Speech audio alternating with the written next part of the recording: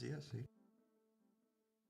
Did you know you can AFK Bloods and Zaya whilst learning to code in Python? Go to boot.dev.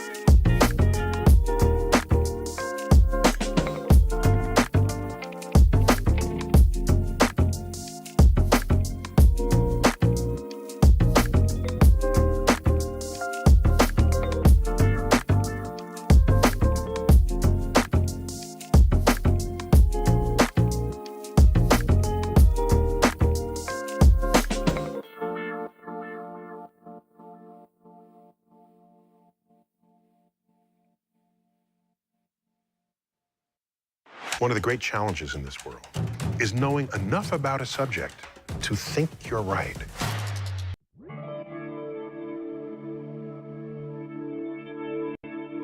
I was falling through the sky on the waves of time for 1,000,000,000 miles.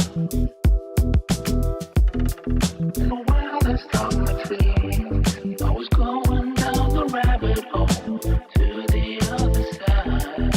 Yeah. I kept on running into the wild. It made me feel just like a child. Like life was space and time.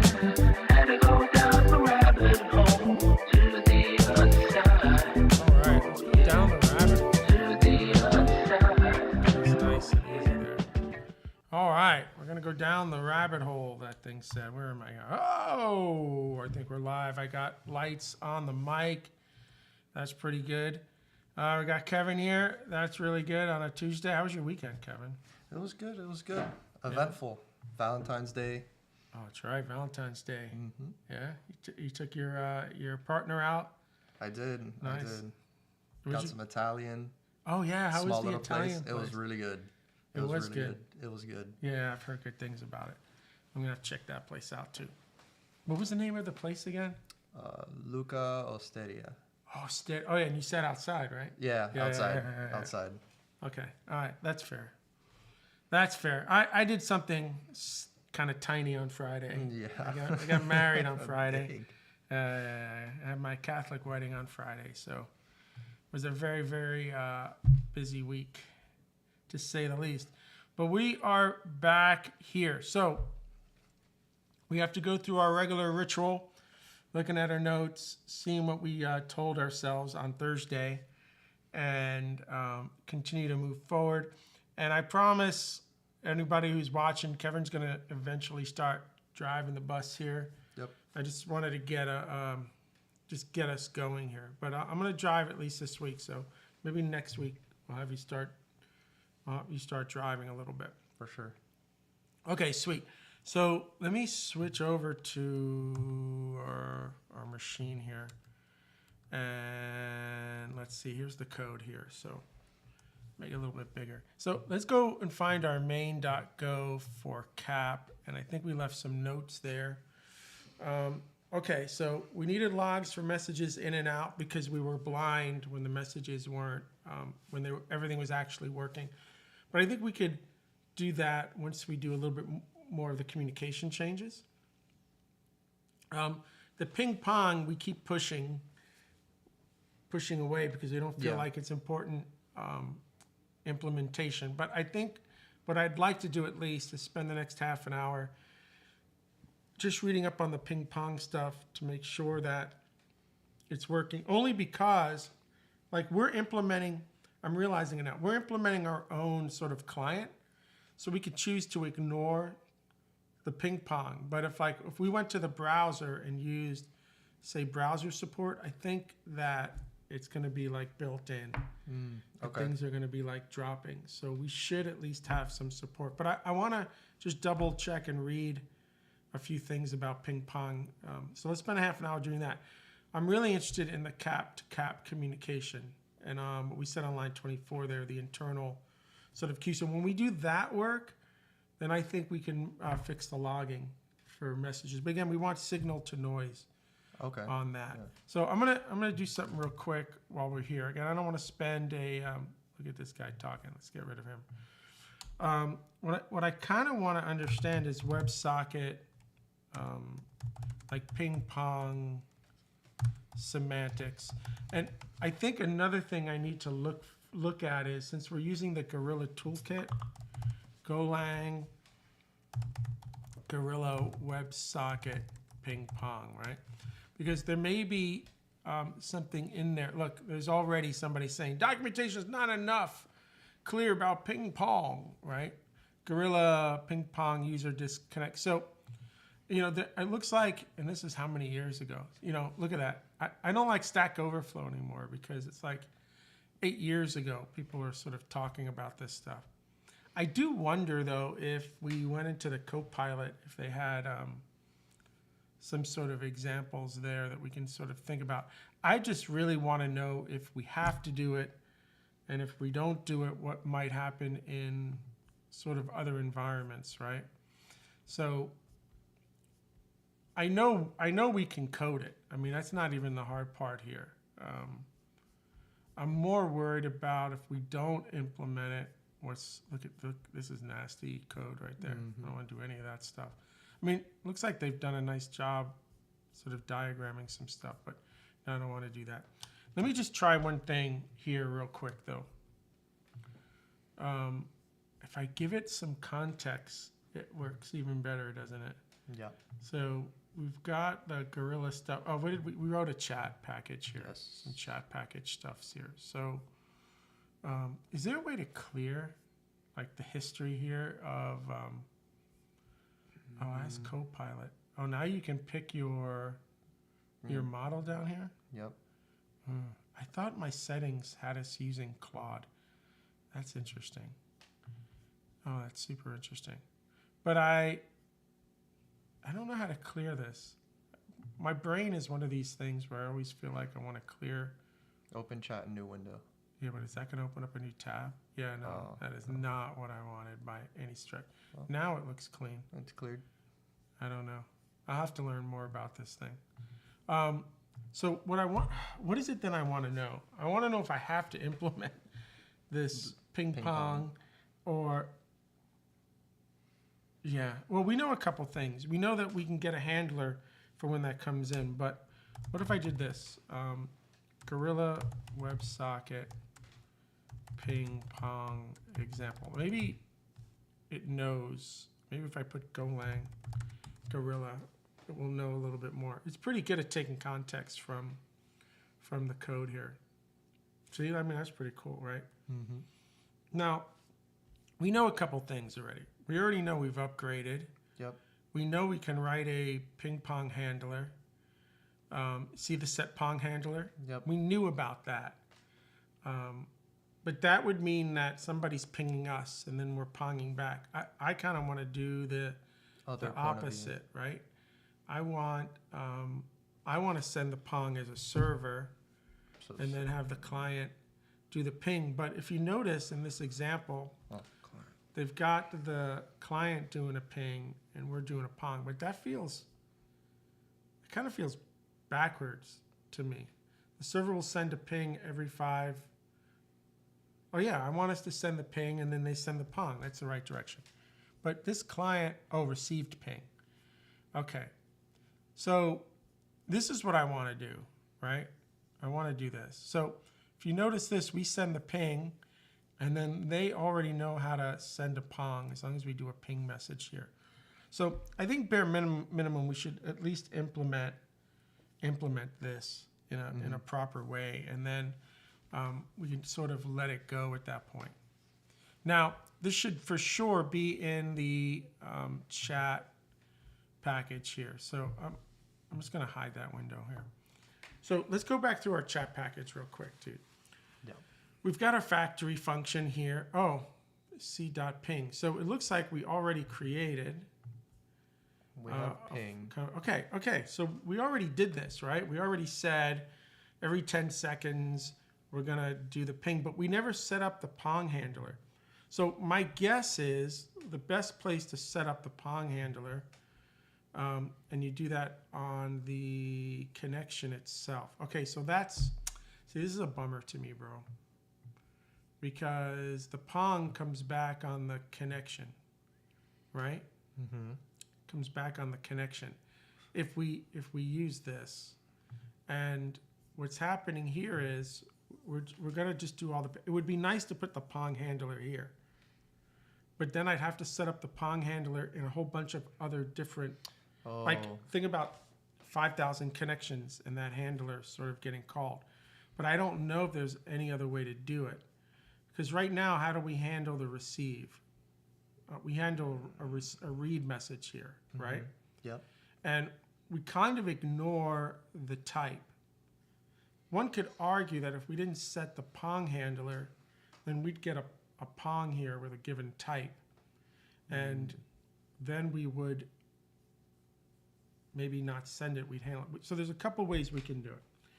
We can set up the pong handler and isolate it from reading any other message, which might be nice. But the problem then is, how do we connect this ping, right, to a given pong? Yeah. You know, now we know we're going to be connected on a con, but that's enough and not enough. I mean, right now, if it relates to a con, we have a map of ID to user, and we know that a user has a con, Yep. right, which is an address to a con. So that's fine. But we would, oh man. Okay, what if we did this? We would know it's a user if we attach the pong response to a user. One way to attach the pong response, because if you look at this, set pong, it wants a function that takes app data. Okay. All right. So in here, we'd have to make sure that we know that we're talking about right, for this connection, we'd want to attach it to this user. So when this gets called, we know we know it's that user. But we're going to be, I hate this. What's beautiful about concurrency in Go is that it's not this traditional asynchronous stuff where one thread does one thing, and then there's a second thread that does the other part. This is the stuff you always had to do when you were coding in C at the operating system level. It was like one thread did one thing and another thread picked it up, and now you have these disconnected threads. Okay. And that's what we have here. We're going to have this Go routine sending a ping, and we're going to end up with a separate Go routine, whatever the Go routine is, sitting behind this set, okay, calling Pong. So this Go routine isn't necessarily going to know that the other Go routine did a Pong. We want to know that the Pong came in, right? But we can't slow this down. So this is just going to be ping, ping, ping, ping, ping, ping, ping. Now we're going to have to do Pongs, and we're going to have to know that we sent a ping to this user. Did we receive the Pong? Yeah. And my guess is we're going to have to do that here. We're going to have to do that in here, because if we're about to send another ping and we haven't received the last Pong, Oh yeah, then life is bad. Yeah. And we've got to tie this to some sort of state. So again, this has been working for us, though I hate this because we're mixing sort concerns. of state, right? But what if we did something like ping? We can make it unexported, actually. Ping, which would be a, say a time.time. It's unexported at this point, so we don't need a JSON tag, where we had made this exported so we can access it sort of outside.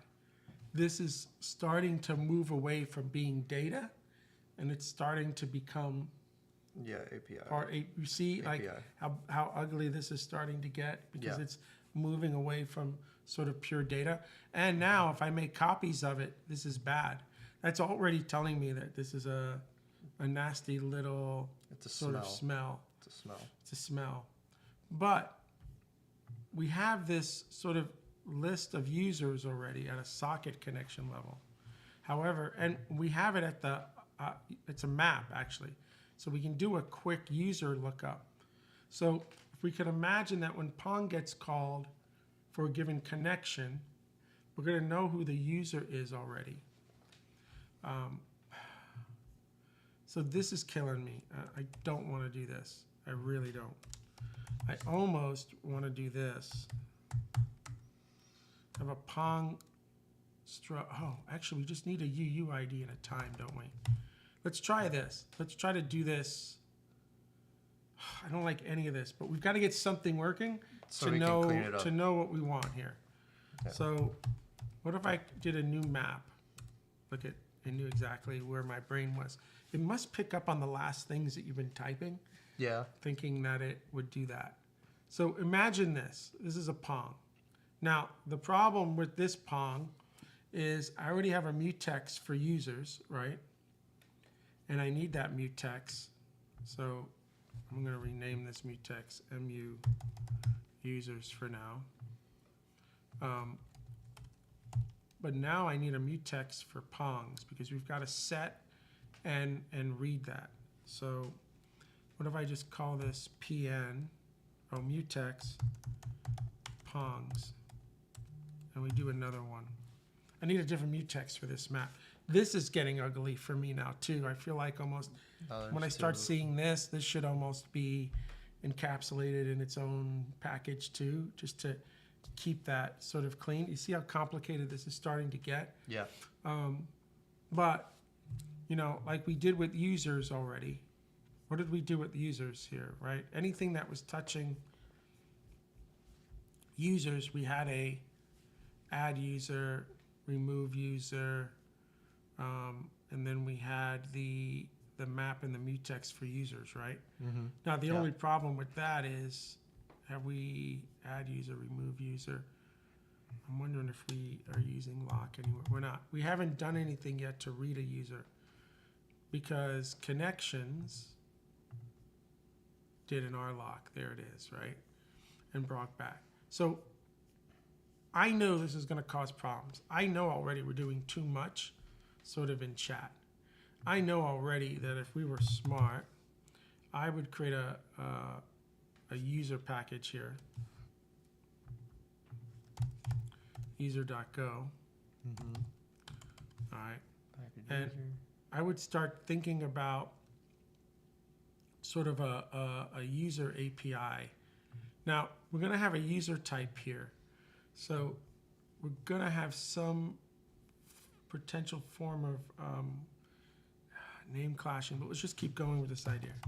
What if I call this users, okay? Because it manages users, right? Okay. Let's rename this. I'm already smelling that if we don't sort of break this stuff out into its own sort of purpose, this is going to start to get really complicated for us. So what if I did this? I move this stuff out for a second. And I'm going to take you out of here for now. We're going to need that. I'm going to take this API out of here too. Send message users. This is good stuff to see what we're doing here. Yeah. Connections is a good thing to see. I'm going to take connections out of here real quick. Just drop it in there right now. And I'm going to take add and remove Yep. out of here real quick. We're going to clean this up, and we will. All right. Now, this also will have its own model.go. And from my perspective, the model here now it's just that user, right, with a UUID. Notice how you notice how I feel like there's so many little bugs here with it being able to okay, let's spell import correctly, and then we can do other things. So let's say this is our user, okay? Yep. Let's say this is our user for a second. And let's say that, right, this is going to be users. Fine. And this can be an MU again. I don't think it will do a rename because I don't think I can do a rename here because there's so many problems with what I did. Yeah, I didn't think it would work. All right, so we've got that. Let's just read through what we've got here so far. Import. Oops. Oh, It's we already did there. that already. We need the WebSocket. Do I want the WebSocket here? All right, let's add it just for now. But I feel like it doesn't belong here either if we do this right. It's almost like continuing the same. Yeah, I don't know enough yet. But let's just bring it in just to deal with this situation here. So connections just brought back the list of connections, right? Yep. All right, so I can move this out into our new little package. That's fine. Good. And then we still have the two chat APIs that we had here. C dot, C dot, U dot, C dot. So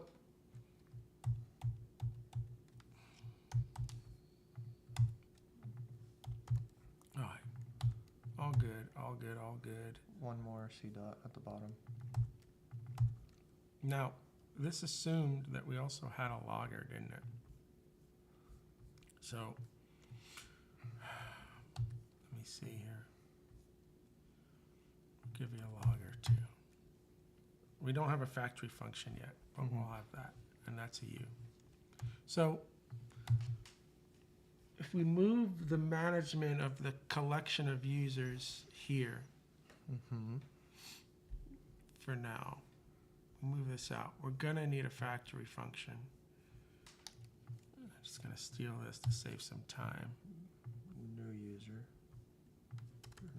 Just be new. It will return a pointer of users. Users require that we have the log and we do the make there. There won't be any pinging going on here at all. We've got that. So that's our users so far, right? Connections at. So even with that so far, I know that we're going to end up with users, which will be users users, and that's got to be a pointer. All right, it's got to be a pointer to that, and it's not bringing in. I mean, why should go please do all the things that I need it to do?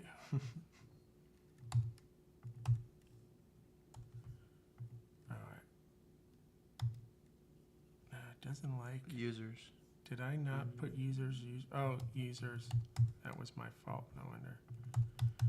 I want to use the plural so it doesn't mix with the other thing right now. We may not keep it that way, but that's fine. And then here, we're basically going to say users new passing in the log, right? Okay. So there's other problems here because now this is going to be c.users. Now we don't need the stuttering anymore, right? That's just add. That's removed. This now also has to be exported. We'll get back to the comments in a second. All this now is an exported API because we need access to it, right? Yes. Which is fine. So now this is just users add. All right. And you see here, now it doesn't want a chat user anymore. It needs a user. You see now things are getting complicated because when we call read message, we got back a chat user. We got back one of these users. Yeah. Okay. But if we're going to store it in here, then now we've got a couple choices. We got a couple choices. We could decide to use in this package here the chat user and create, well, actually we won't be able to because this package has got to import this package. All right. So in that particular case, you can't have imports going in two directions. Yeah. So this package would have to use these models. Unless we wanted to reverse this, okay, to save a little bit on the data model stuff. So in other words, we could do the following and then not necessarily use this model, but we could use the chat model. We'd have to reverse some things. So what we'd have to do is the following.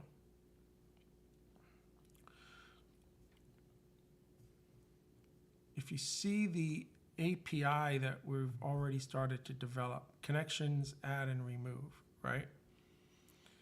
I don't know if I want to do this, but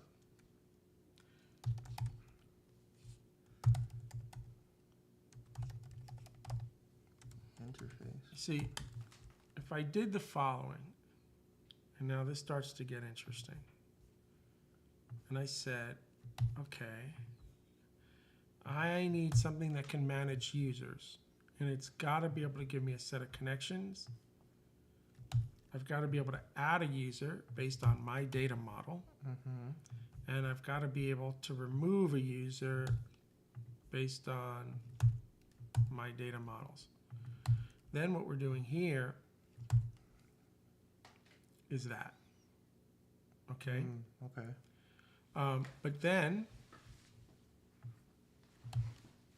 we're going to have to pass this in when, so what this is doing is it's getting rid of the import to the user's package, Okay. okay? Yeah.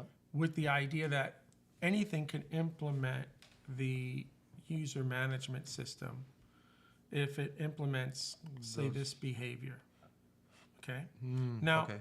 Yeah.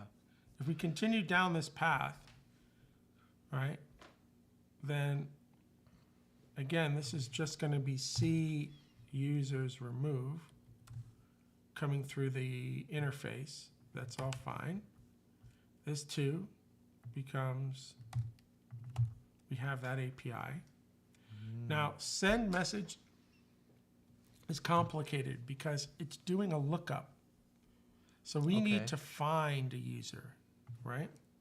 So we could do the retrieve, find. It's not so much a query for me, but what if we called it retrieve? So given a context and a user ID, you get back a user and an error. Okay. So let's see how that would work, because then what we'd be doing here is c.users.retrieve. I didn't want to lose that. .retrieve with the toID. Now, this isn't exists as much as it could be an error, but we could change that. We can make this a bool, Okay. right? Yeah. You don't have to make it an error. Just make it a bool. You got it or you didn't get it. Exactly. Now, depending on how complicated that retrieve is, though, it might be important to have an error. And so remember, we already have from user doesn't exist, right? But all that went away, didn't it? So watch this. Not exists, right? We keep this an error. We come back down here. We say we're going to get back an error. This all goes away. And if error doesn't equal, let me put back if it's not exists, what happens here? So if error is not exists, right? If there's an error, well, now what we can do is have it say not exists for us, because it's going to be able to have access to that. So we could just return the error anyway, specifically. Return the error. So I think we're going to be fine with an error. You're going to see this. Okay. Now, retrieve requires a context. Yep. It should take a context and an error. Now, when we call send message, wherever that's done, we have a listen context. So honestly, this should have taken a context, I think. Starting to see places where we should have had context and we didn't, right?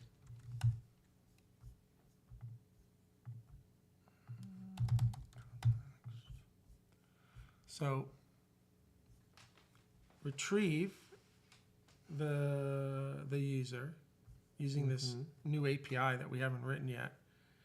And then sort of everything else is good. If we implement retrieve, and we can use our data models. So now you have users.connections.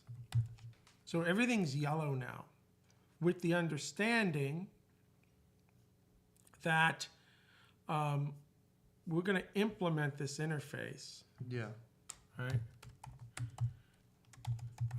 Defines the set of behavior for user management. All right. Okay. Maybe we end up calling that user management or something, but let's just keep users. Now, normally, just so we're straight here, and you heard me talk about this last week in class, there are two types of interfaces.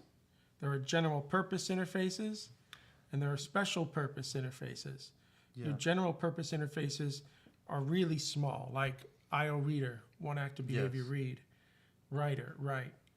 As you continue to add more behavior to it, like a read closer, read and close, you start to move away from general purpose and start to move towards special purpose, Yeah. right? And the more special purpose an interface is, it can only be used in a very limited way. Okay. Now, this is a highly specialized interface. It's only going to be used here, and that's fine.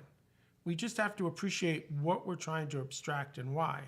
What we're trying to do right now is abstract our ability to manage users in the collections where, and the reason we want to do that is we don't want to duplicate these data models right now for this.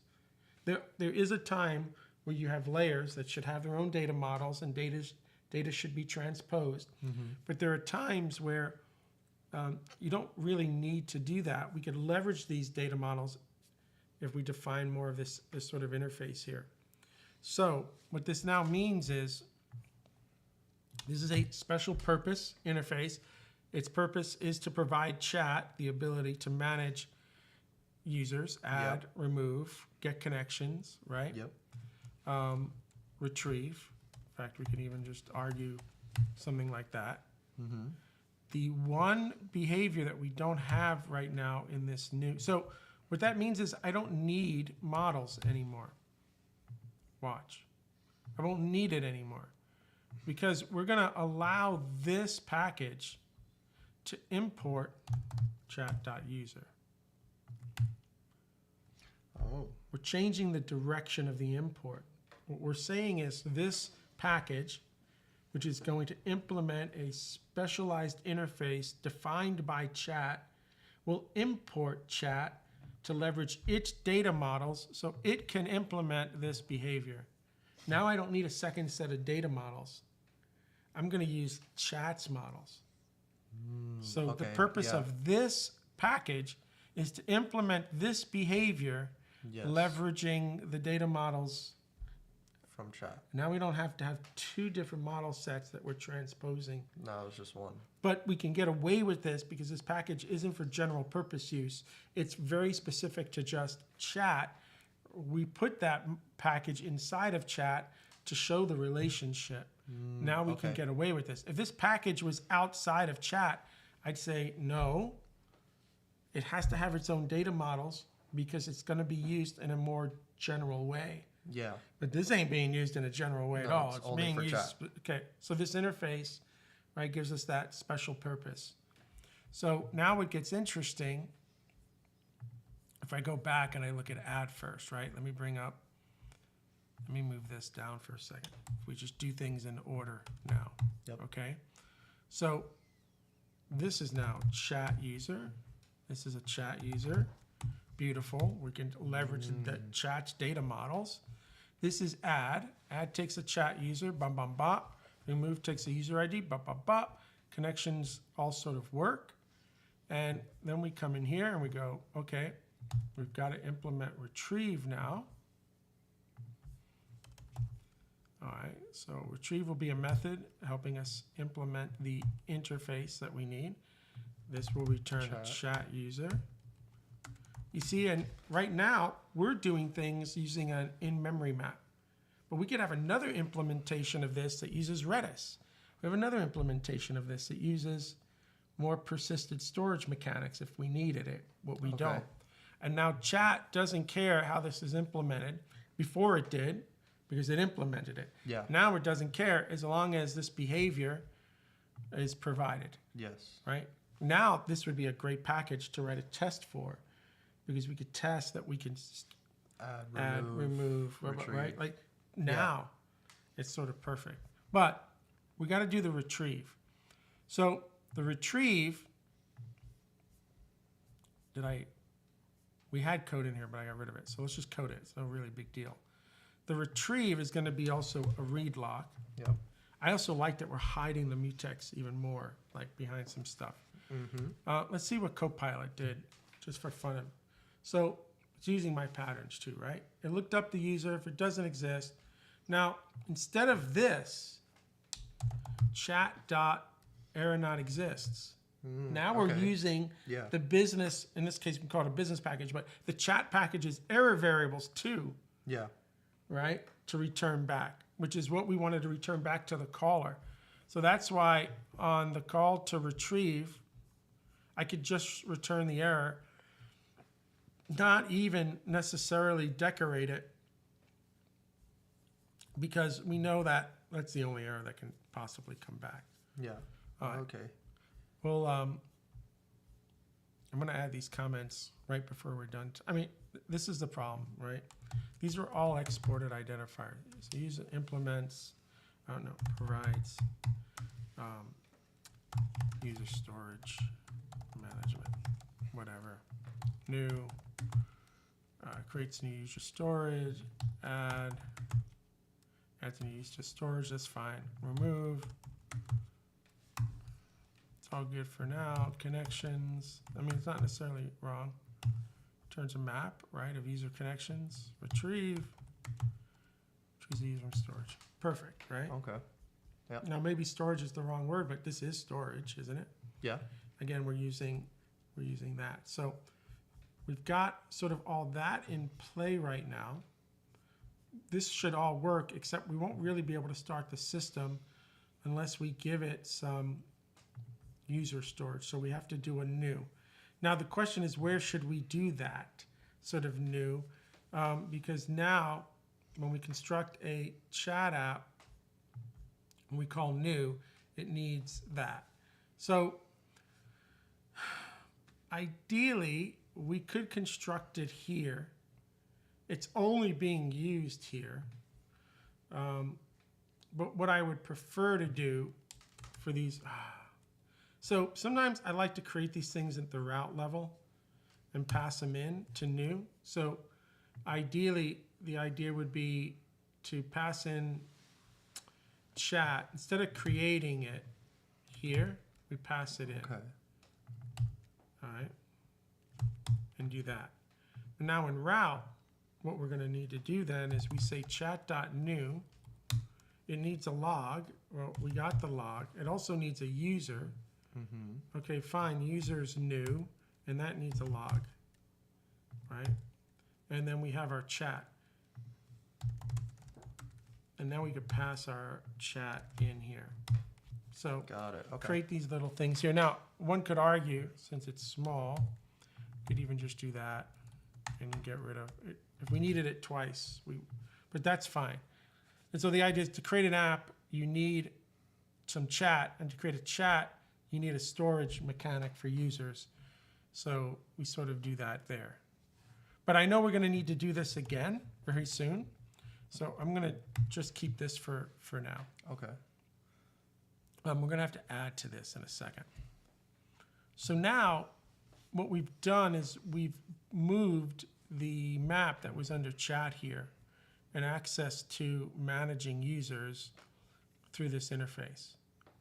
And we were about to do this, which was going to be a mechanic for being able to attach a ping to a pong. Yeah. A ping to a pong, a ping to a pong.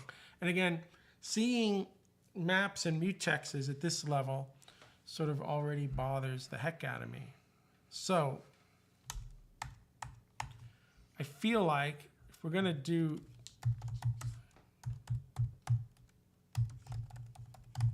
I have no idea what this is supposed to look like yet.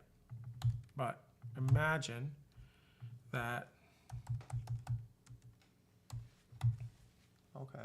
we do that, which would mean that we do this, and we implement, again, something else that helps us being able to leverage these data structures. That's why I'm doing this, because I want these packages that we're going to build to leverage these data structures. They don't need their own data models and data structures, because if they do, we have to transpose.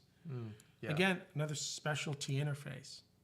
So let's think about Pongs now, because here's the problem again. During the handshake, we establish a user, Yeah. right? At this point, we have everything that the user is, their connection and their information. We have it. So we add them to the system right here, and we finish the handshake.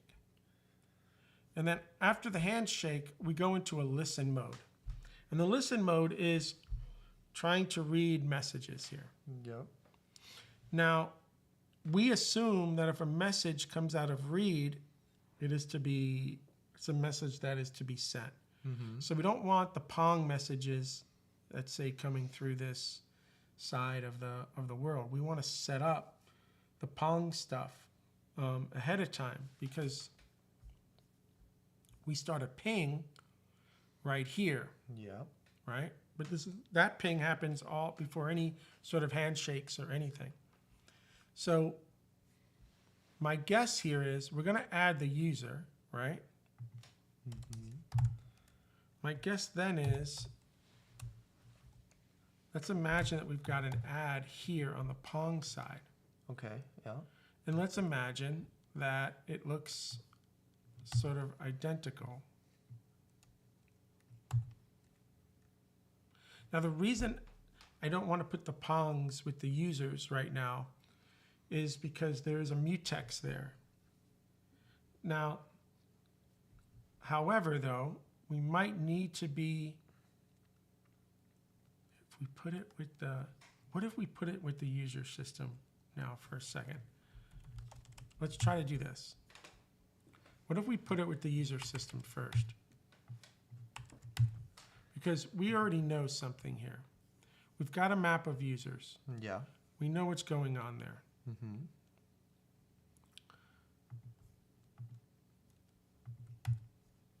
We've got a map of users. What we know is that we need to, the whole point of this was to track when a user, however, our user system has a copy of stuff. All right, I don't want to conflate the two. Let's separate it, and then when we're done, we'll see if there's a marriage somewhere between these two things. Okay. But let's keep them separate for now, because I don't know enough yet. I do know the following. It would be nice to add a user to our Pong system. And it would be nice, and I don't think this has to fail at all. I think this could be this. So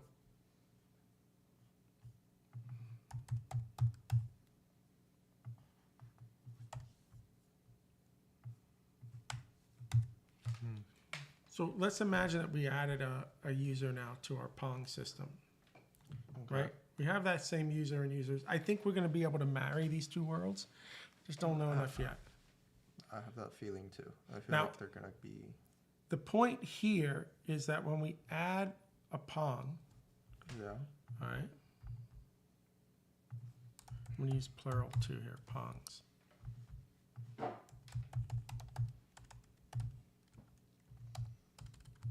Yeah. And if I look at users for some inspiration here, okay? Pongs. I could still be users there, right? The UUID didn't import. I don't know what to call this yet. I know, why should it import? It hasn't done it one time. Yeah, why should go please give us that? Okay, so here's the thing. I think we're gonna blend these two things together. I won't know until we try to shape this up a little bit. I know one thing right now. What I want to do, let's just call it Pongs for a second, and I think this will help me see it.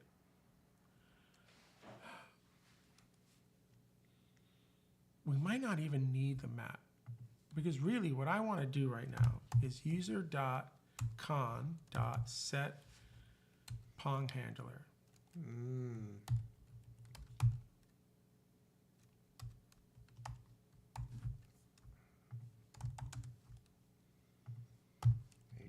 Okay. And the Pong is going to get some app data. Ooh, what is the app data? If we go back here, what is the app data? Is that any data that came in over the ping, I guess?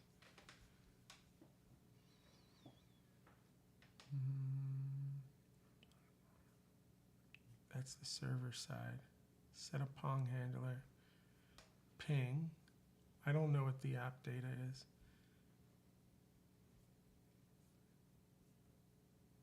All right, we'll see what that is in a little bit.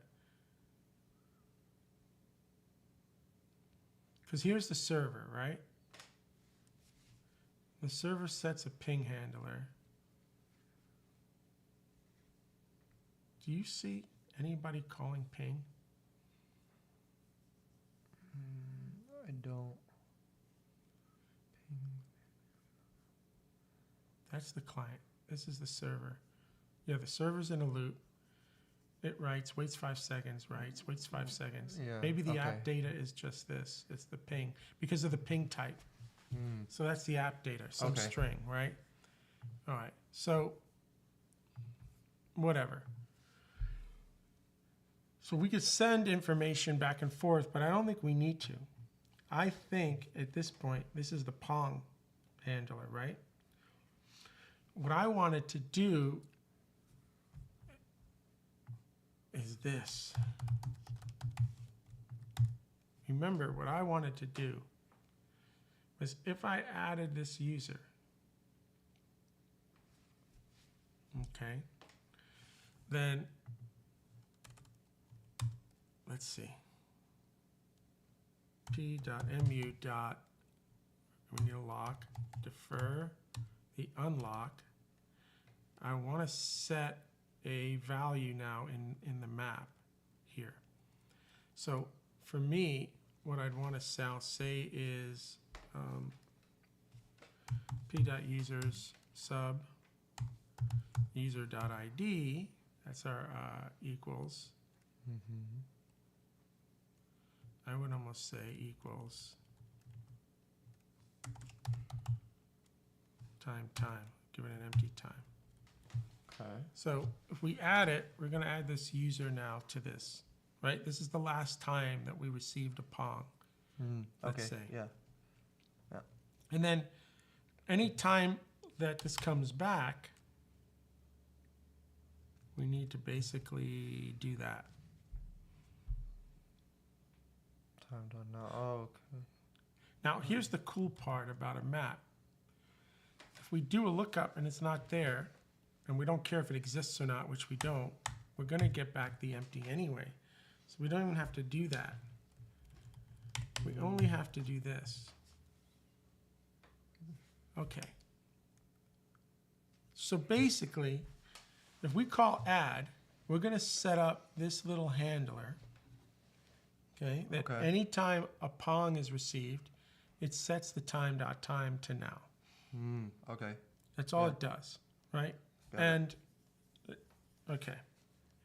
Then all we need to know is not a new, I mean, I'm going to need a new, obviously. Let's put the new first. Just see what it does with new. I'm pausing because I'm trying to think if I can still keep it in users.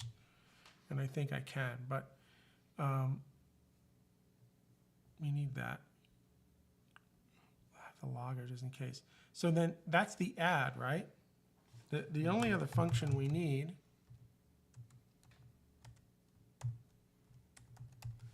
I want to check. I don't want to like do a ping. I want to check. Other thing is I don't need a context here.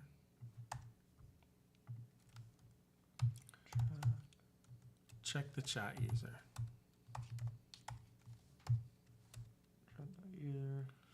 And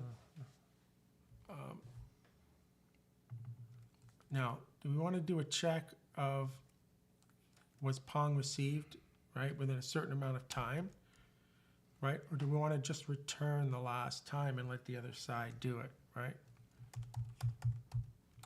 So we can keep this more low level and do that.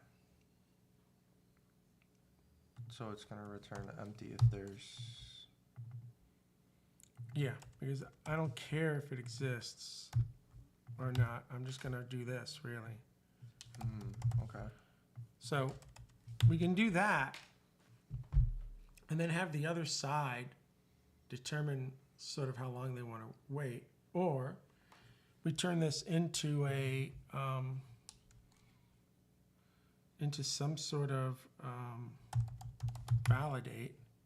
We ask for this and a time.duration, right? And do a bool. Because now what we can do is do a time, and then what we can say is, time since t. That gives you back a duration.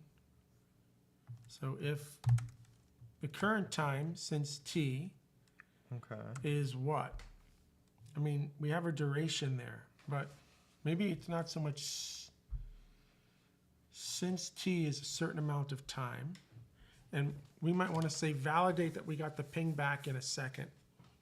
Oh, okay. Okay, so Yeah. if time since, let's say, is less than or equal to d, I'm hitting the wrong buttons here.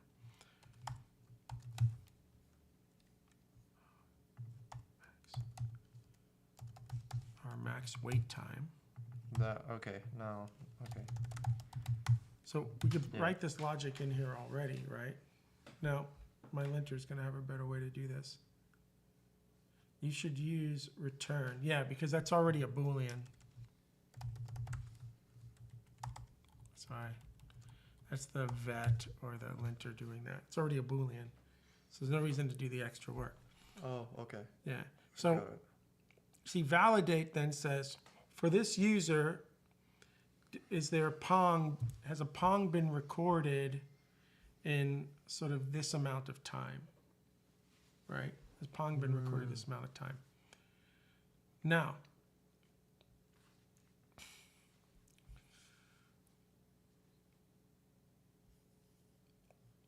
I feel like we could probably merge these two together now.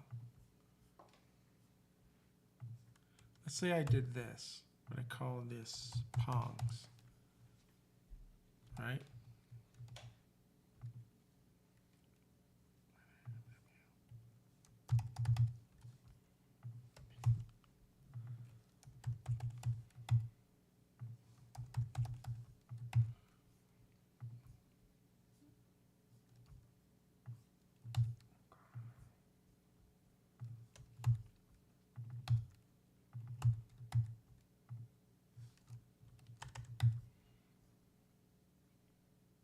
My whole thing is I don't want to add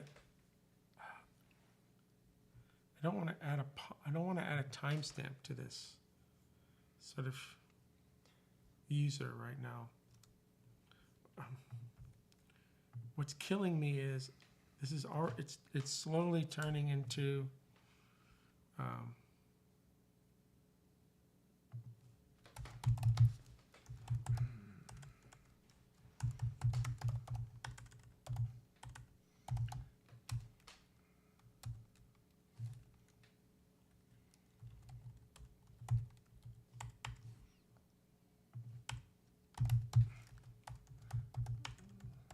what if we made it data? What if we made it data? Okay? We said screw it. That's going to be data. Okay? And I don't need this then. Which is what we didn't want in the first place. But if I make it data, it won't feel so dirty. In other words, if I make this data that I can share with somebody, when was the last time we received a Pong from this? Right? We turn it into data. Then I think what can happen is the following. I don't need an add because we're already adding a user, correct? What I need is this. Okay. So in the add, when we do all this, right? Yeah. The user already exists. We add it to the thing.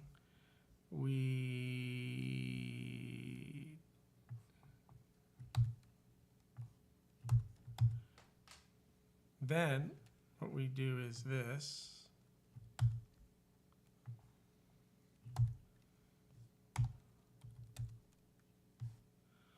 Now, we have a problem because we got to use value semantics here. So what we're going to say is the following.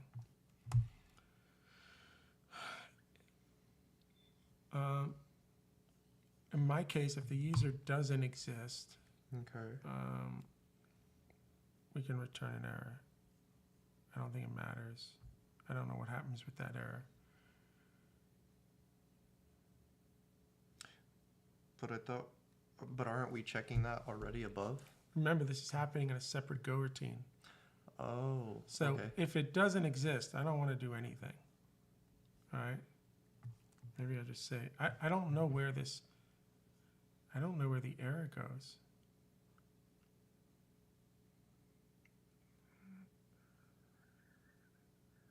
It's quite possible when this gets called, we've removed the user from the list. Okay. So I'm going to do this because I don't know if this will ever show up and what happens, but I don't want to lose it right now. So now we know it exists, right? And ideally, we need a copy of that user because we're using value semantics here. Yeah. So now we say user.lastPong equals time now. And then, exactly, we put it back in because we're working with copies of data. I don't want to work with pointers. Yeah. So the whole idea of this is we lock the user thing, Okay. we read. All right. If it doesn't exist, I guess it was removed. I don't know how this came back, but that probably shouldn't happen. Then we get our copy out of the map, we update the time, we put the copy back in, and we're okay. good. Got it. All right, and then we're setting that Pong. So this now adds a user and adds state support for the Pong right there. Then we've got our validate. Now I wouldn't call it, say, validate. Now, we could, this would be still users. We'll have to add this to the interface. Call it a validate Pong, right? These are read locks. These are reads, but this time we're not getting just, we're getting T dot last Pong. Okay, so I don't need that package, I think. Validate Pong checks if the user is still alive, Yeah. right? Okay. And then we come back over to chat. Put it in the interface. We add it here. And then, I don't know where to use it just yet, but we add it here. This is complaining now because I didn't fix that. Yep.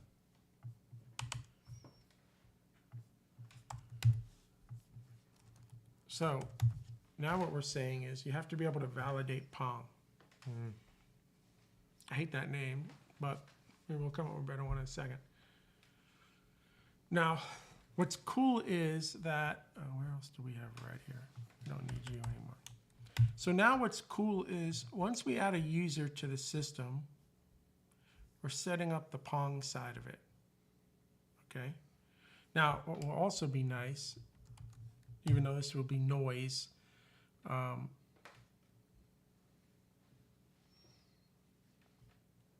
oh, dude, interesting. Interesting. Huh. We already know the user, Yeah. right? So we already know the user, but I still need to bring this the most recent copy out of the map. I was wondering if I can use that, but the map has the most recent copy with sort of different pings, so I can't do that. okay. It's safer to pull it out of the map at that point because but at least bare minimally two.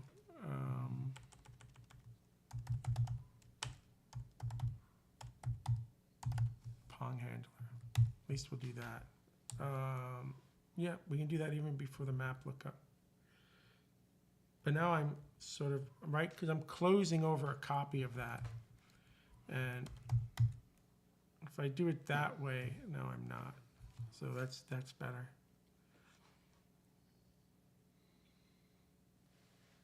See, maybe better. I don't know what happens here. I'm going to pass nil. I don't care.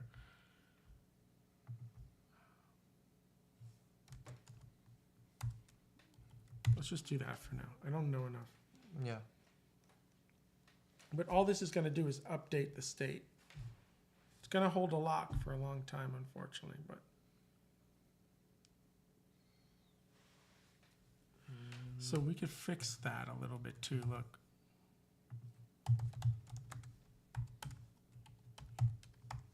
Putting the unlock in its own. If I put the log call after the unlock, at least the lock stays, will only stay for this map lookup Okay. and then setting it. I mean, if this happens, we've got other problems, and that's okay. But at least now, I might feel out of order in the logs, but at least we'll know that the pong came in at some point. I think that works. See what I'm trying to make sure the lock app, this is going to take, I could take microseconds of time. That's microseconds of time we're in the lock, and nothing else can happen. And for a few connections, whatever, for 10,000 connections or something, that gets ugly pretty quickly. Okay. So I kind of like this. I like where we ended up here. Yeah. We treat that as data. So now we go back to the ping process. We wake up again. Remember I wrote a message here. Yeah. Check if we got pongs for the last set of pings. So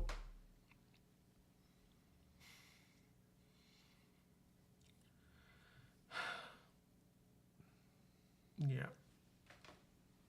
What is the best way to do this? See, user connections already gave us, oh, maybe we can do it with connections. Do we want to hide it there, though? So this is what I'm thinking. We're already ranging over the users at this point, right? We're getting a set of connections, but we want those active connections, right? But this is, at this point, we know last pong, Oh, yeah. don't we? Yeah. And, hold on a second. We're already in a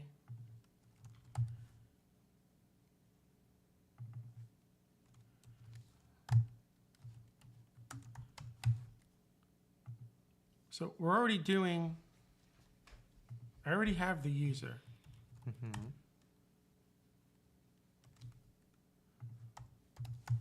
I already know the last pong. If we set constant Max of wait. 5 seconds here, Okay. and time since last pong, let's say is greater than And then- max, Yeah.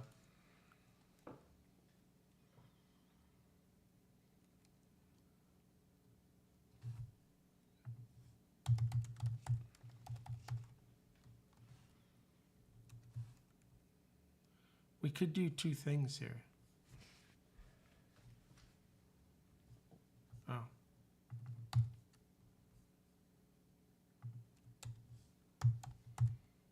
Now, that's going to be a problem because that's already in a lock.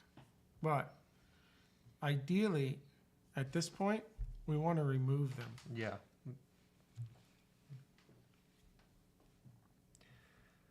But that won't happen until we're out. So I could do two things here.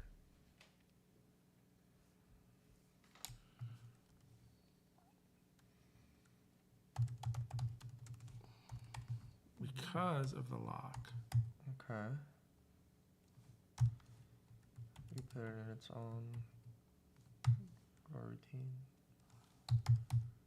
Can't use that context though. We're gonna have to use our own context. But all right, let me just get some code written here. Remove, and I need the ID.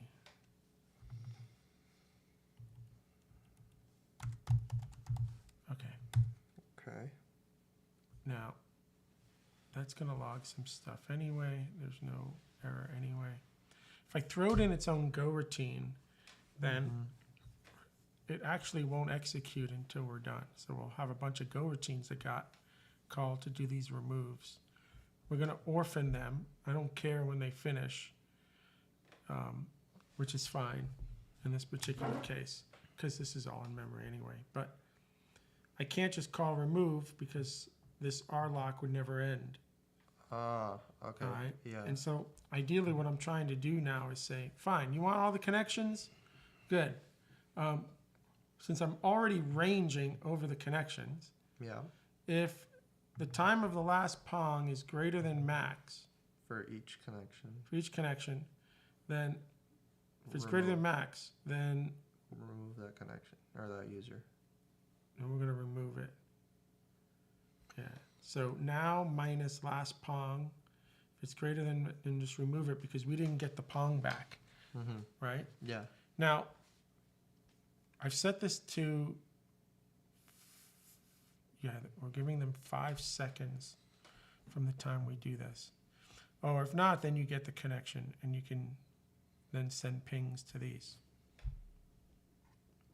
Now, I'm kind of doing 2 things here at once, right? I sort of got rid of validate pong. Yeah. Now we're doing it. This And is there- scaring me. I'm wondering if we're doing too much in here.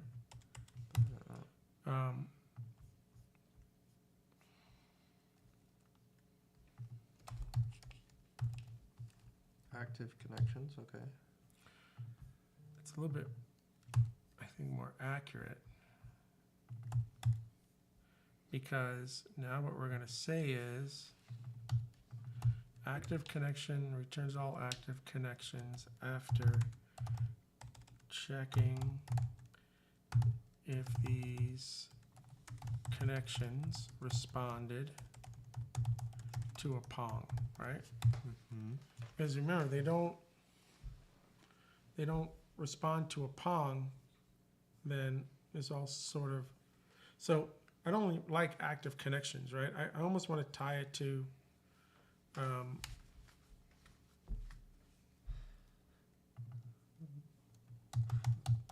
Check connection or check.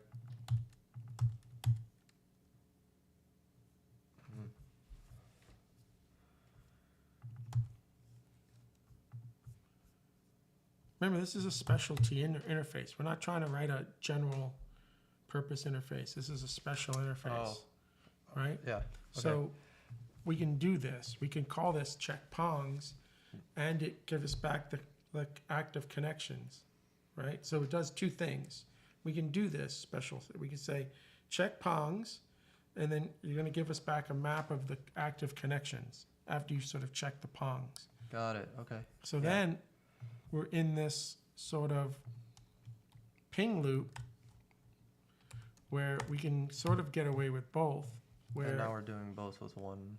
yeah, it's dropping anything that we didn't need, or now I like the that. other Okay. option is we can do we could return the active connections and then also return the inactive ones, right? And then have the other side sort of do it, but we need to call this API anyway for the remove. So I think we're fine. I'm wondering though, do we ever use remove out here? And we do. We're using remove Yeah. when the read message fails, right? Okay. So what I'm wondering now is, do we want to do this, hide this sort of remove? I mean, ideally, if these pongs don't work, we should just drop the connections. Yeah. And that's sort of, but is it the job of this to, well, it is, because we said if you remove something. I'm debating in my head if we should just return 2 maps. A map of the active connections and a map of the Drops. ones that, because basically we can do this, actually. We could bring 1 map back if we did the following.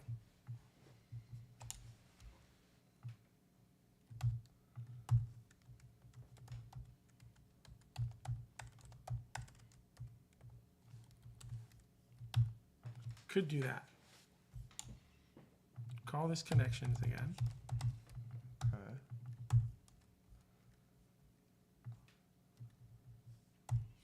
So this returns all the connections, all the known users with their connections. A connection Is considered valid if the last following.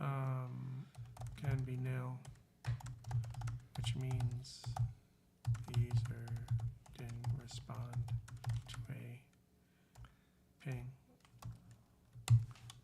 So now it's another idea, right? So now we bring back connections that either this is nil or not nil, right? I don't know if I like this API, but what it does is it allows us now to come back here. We do these connections, right? Then we can say, if the con, so set a switch, I can do con.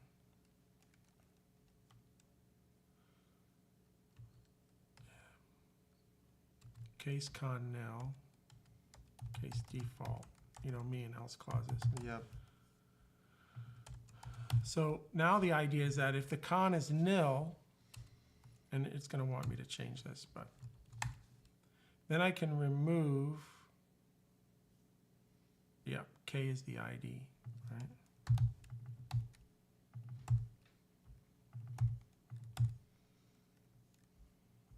Now it's going to tell me to put that con, yeah, it's going to tell me to use a tagged switch, which would be this, and then case, no, do that. Okay, so, so this gets interesting, right?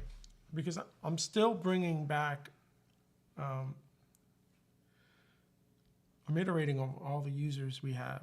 But if the connection is nil, Yeah. then I'm going to do the remove here, not in all these extra Go routines that we were about to launch and all the chaos, Yeah. right? Because Okay. that wasn't necessarily good either. So we bring back the connections, but, right, a connection can be nil, which means the user didn't respond to a ping. Okay. You know what I'm saying? Yeah. Again, this isn't general purpose stuff. This is very specialized purpose stuff. It does get, you know, sending nil isn't a great API either. Well, that's why originally, Joseph, I had the, I was doing it in a Go routine, so those Go routines would be able to do the write lock on their own once the other function returned. But I didn't like that model anyway, because I just feel like it was going to be too much chaos. So, but if I had kept the Go routine here to call remove, we would have been fine, because this eventually would have returned, and then those Go routines would have been able to do their thing. But none of that smelled right to me either, so we're getting rid of it. I don't necessarily like the fact that we're returning nil here. What we could do is define another type. If we want it to be a nicer human being, because nil is not a good API sort of thing, what we could do, a connection, and a connection can be a, no, I think we had something similar already. No, we didn't. But we could do this. I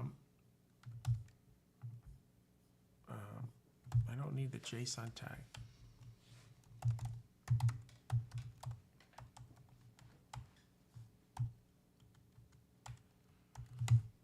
Now, if we did this, Okay. we did this. However, we can't do this because this would have to be, this model would have to be defined by this side here. Yeah. So let's put it here. This can't have its own data models. That was the whole point. Yeah. But if we did this instead,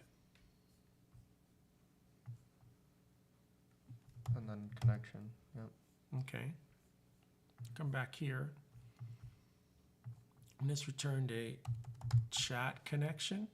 Okay. Now, what gets interesting is we'll create a chat connection here where the connection doesn't have to be nil anymore. It can still be a user con, we just say it's just not It's valid. not valid Yeah, right? instead of no. Yeah. So we're still giving it a. Because somebody's going to, at some point, try to dereference that, and you're going to just create problems. So how much cleaner is this? Yeah, Because that makes more sense now. now what you're doing, and look, again, you see how I did that, but again, we could put this in a case.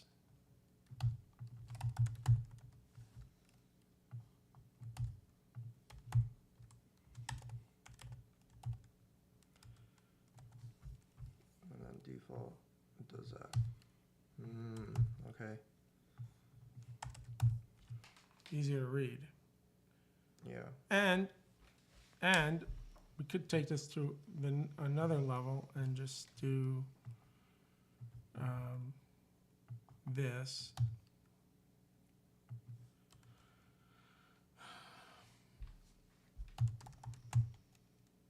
Say we did that, right? Mm-hmm. And that's already setting to false. So we could set it to true by default. And then you can, in other words, we can have one map operation essentially. Because then you could say if, Instead of having the default there, you just have it already. See how valid is false.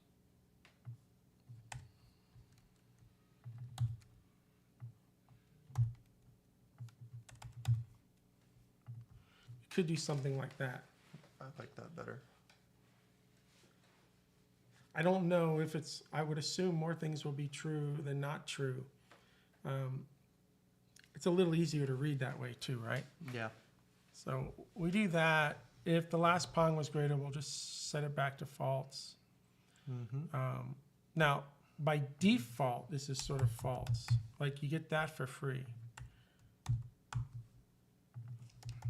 So you can even do that, right?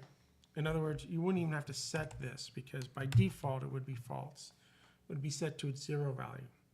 Okay. And if the last pong is less than or equal to max weight, then you set it to true. This is better Yeah. because you're setting it to a true case, which if we mess up our logic is bad. If we start in the false case and the condition has to be right, The condition makes it it true. protects you from the other thing. So to me, this is sort of better. We'll start in that default state of false, and then we'll change it to true if it makes sense, and then we set it in the thing there. So these are the connections, right? Now what's nice is we come back here. We can just do con.valid. If valid is false, we do that, right? If valid is false. Or we default to con. Now again, sometimes what might be more readable is if not con valid. Do this, continue. Yeah. If I can hit the right buttons, this would be good. And then you sort of put this in here. And I think in this case, now that we've got valid, that feels better, right? If it's not valid, remove, get to the next one where we do that. Yeah. I think that reads better. But how nice is this new model? Because, you know, we're checking if it's valid or not. We're not checking for nil. Just dirty. You're going to get in trouble with nil. Somebody's not going to know to do that. At least the write will fail, but it's not from a panic because you tried to dereference a nil pointer. So this is a much cleaner API for this. Now, a connection that is not valid didn't respond to a ping. Now, maybe valid isn't the right word here. Maybe it's Pong. Did it respond to a Pong? But I don't know. It doesn't feel right in I like terms of the valid logic. better. This reads really nice. Is the connection valid? If not, Yes. right? And who cares what that is? Because over time, we might have other reasons to mark a connection as Valid or not. right. Yes.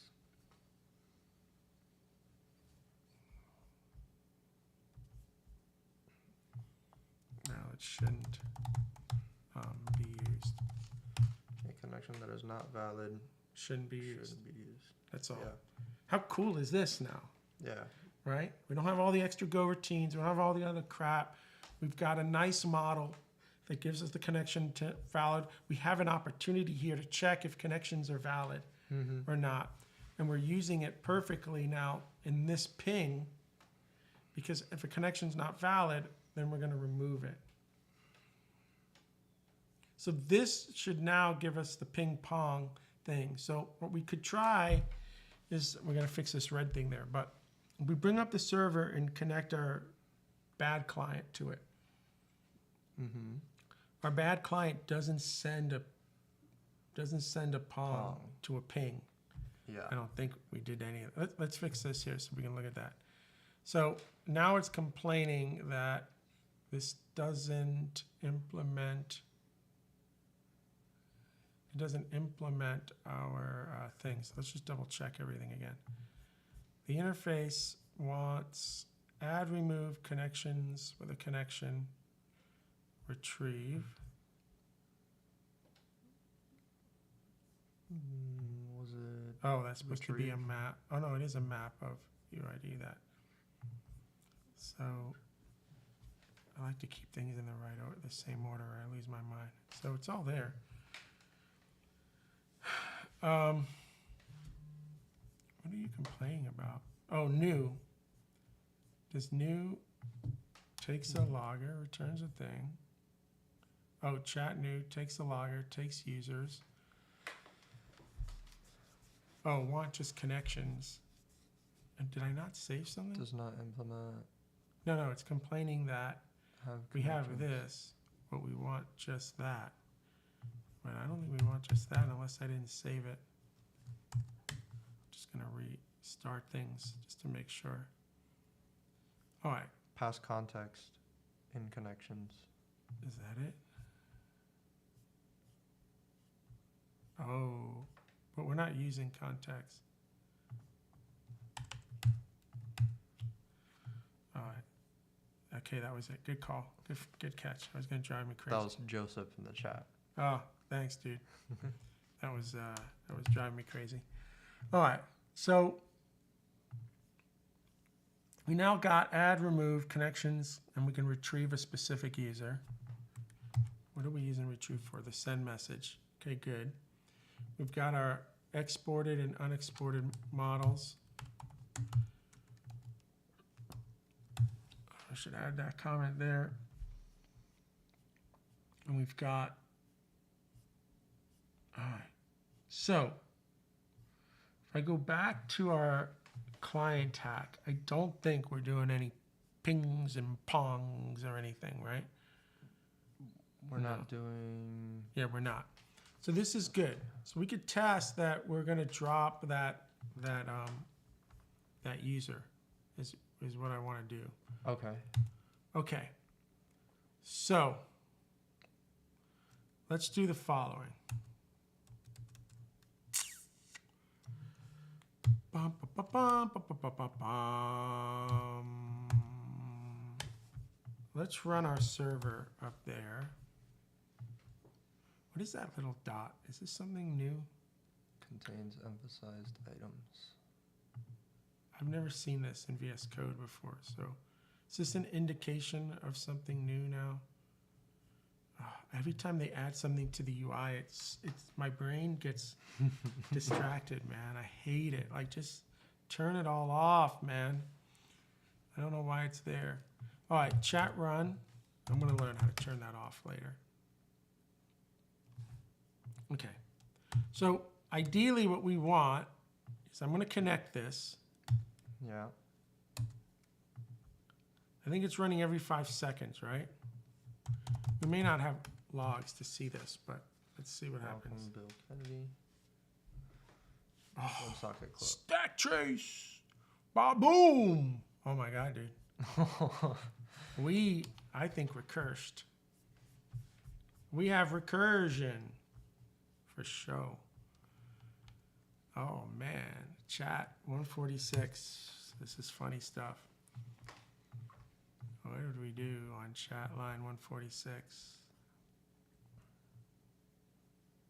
Read.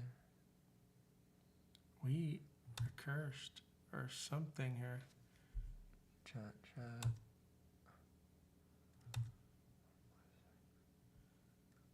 Remove user. All right. It's removing and logging the remove over and over and Yeah, over. we're doing something crazy in here. After handshake, it runs remove user twice. Request started. We did the handshake. Status complete. And then it keeps remove user. Maybe our ping started. Like I said, I didn't have enough logging in there. Let's go look at the ping. My guess is it started maybe, okay, let's do the following. Let's go to our ping. Do we even know if the ping started? No, because they don't have a log in here, right? So let's at least,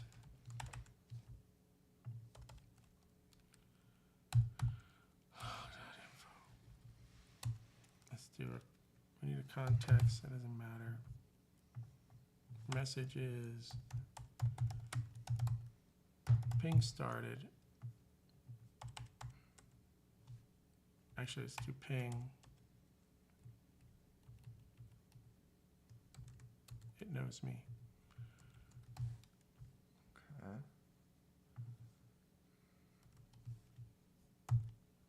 Complete. I normally do started, completed. So we didn't have that at all, did we? And just so we can see it in the logs a little easier, I'm going to do that. Now, when it started, it should have went through. Now, my guess is we must have marked the one connection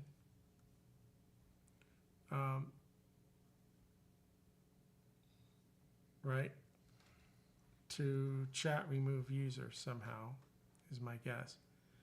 But if you look at this, we're doing it over and over and over and over and over again, which is wild. So it's almost like our connections, which should have only ranged over a few of them. Yeah, this is interesting. This is super interesting. Chat 132, users 75. Chat 132 users. So we're in here, which is fine. Chat remove user. And then chat 132 is critical error. Where do we use is critical error though? On listen. Oh, okay. Which would explain the looping.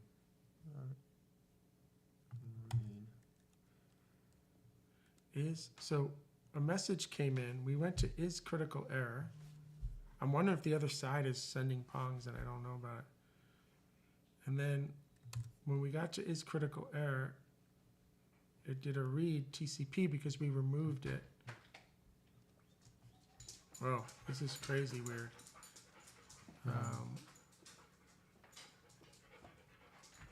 This is crazy weird, dude. Crazy weird. Crazy weird. We definitely broke something. Seriously. And we don't have tests. So look at where we're at right now. Okay, this is what we know. We know that our handshake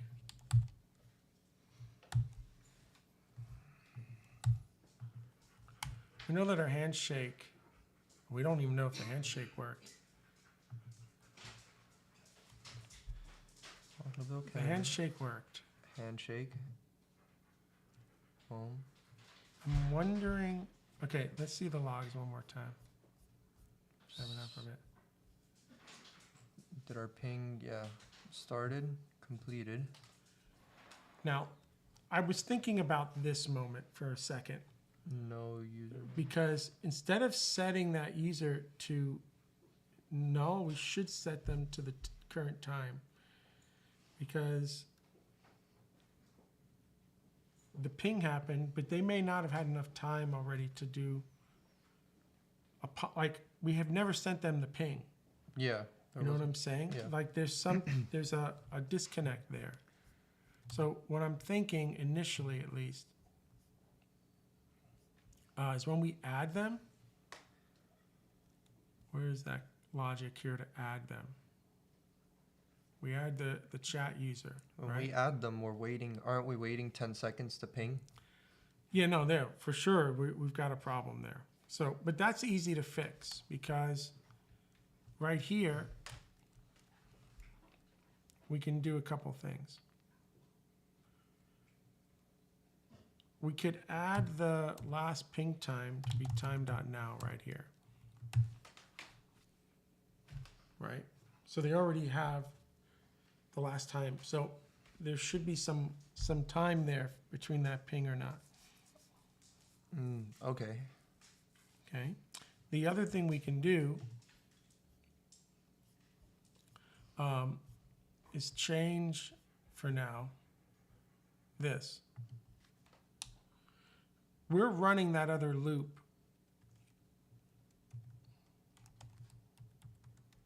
Just for a second. We're controlling the ping loop here. Yes. We're saying that you're going to ping every 10 seconds. Mm-hmm.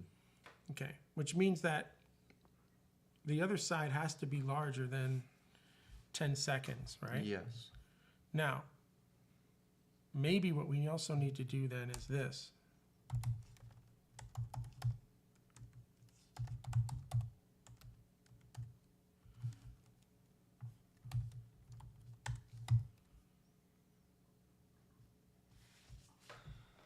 Change that to take a duration. Okay.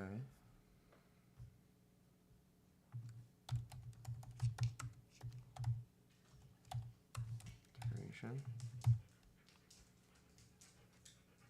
And then that takes max weight. So now they're both matched. And let this API be able to control what it is. Yeah. So if we're going to say that we're going to ping every 10 seconds, right, then we expect that to happen right away. But at least if we set a current time, Yeah, and Okay. it's gonna happen at the same. then if we come back in here and we see that first ping, again, I don't know what's happening on the other side yet, but so that first ping now isn't going to happen for 10 seconds, but it didn't do anything bad there. It immediately completed. Well, then there was Yeah. nothing. So And then 10. so now we're in this started completed with nothing to remove. Because the user hasn't connected yet. Because the user hasn't connected yet. Okay. Now you're there. Ping started, ping completed right in the beginning. Because it has a date timestamp now. And it's gonna be 10 seconds. Pong handler. You see, Gorilla's calling the Pong handler.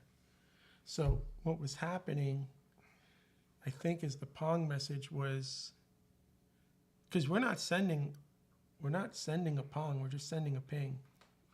Did we use the set pong handler? Not on the client side. See, this is what I was wondering, if Gorilla had like pre-coded that or not. And it is, right? Because when we send the ping, It's getting we're We're getting back a Pong. And we didn't code that. So our problem, oh, we just blew up. Really? All right, now we're in a bad place. This time we did a ping. We removed it. But for some reason, a message keeps coming. Okay, we're gonna have to log what that message is. Let's figure out what that message is. We know what's happening. We don't know why, but we know what's happening here. That, yeah. This message is coming through, and then we're in here, right?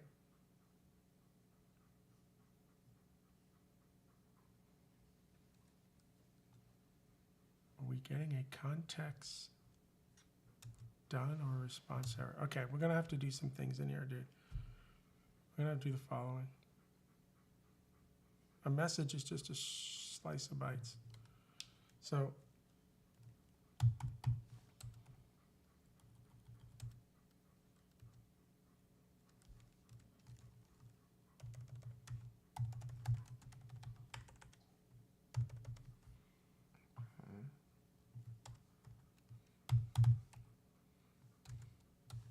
string message. I need to see what that is. Yeah. We need to see what that is. Then I need to know what path we're in. Context done. Closed. Okay.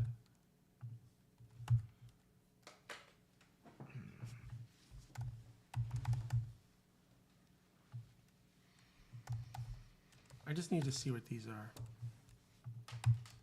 I need to see what this is when all that goes to hell in a handbasket.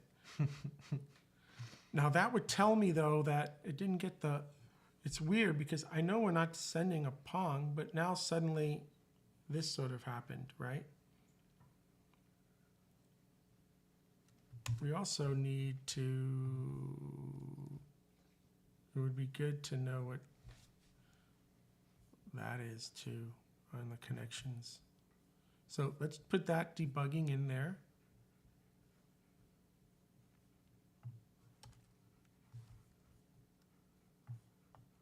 Oh yeah, we're not. We're doing chat ping and then the Pong is already. Yeah, but I want to know time here. So we can look at, oh, I don't have the time because we don't send it back out, do we? Okay. Max wait 10 seconds. So every 10 seconds we send a ping, Okay.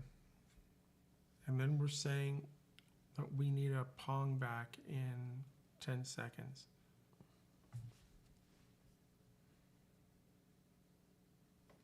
So we send the ping. Then the handler gets called like we saw, and that updates the time, and then, so let's run this again.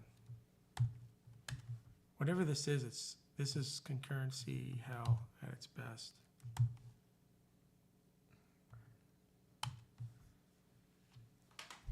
Debug error. Yeah. No, that's Response fine. error. But the Pong handler got called, bro. That's the super interesting thing. No, there, down there, set Pong handler. Yeah, we see it on the defer. So I didn't think we coded it though. I think Gorilla is sending the Pong. We can look. But at some point,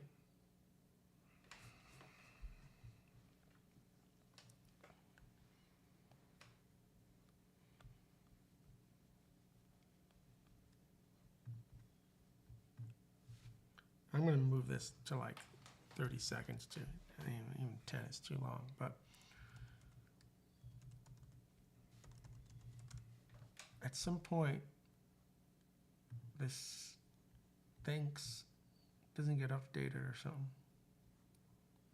Okay, perfect. Just died as we expected it to.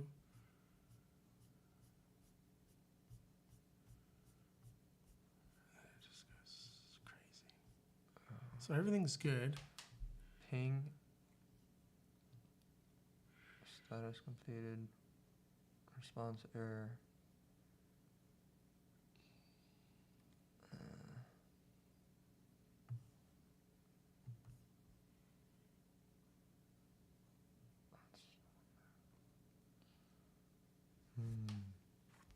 I don't know how we're getting in this code path. We don't see ping anymore. I do see a debug here with an error. Ping. We got an error. So ping complete. No more pinging. And then we're in this weird place on listen. So this kind of goes away. And now we're in this here. But I don't see message. Oh.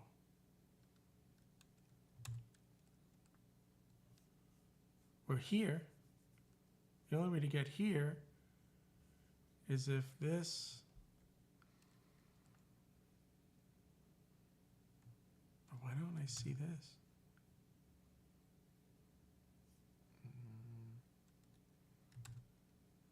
Do a search for a message, maybe. Oh my God. If the channel got closed, if the channel, no. If the channel, no. I don't know why I don't see this.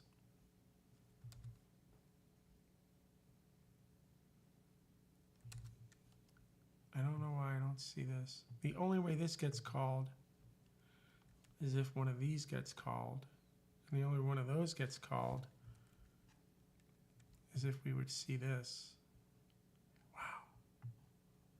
That's amazing.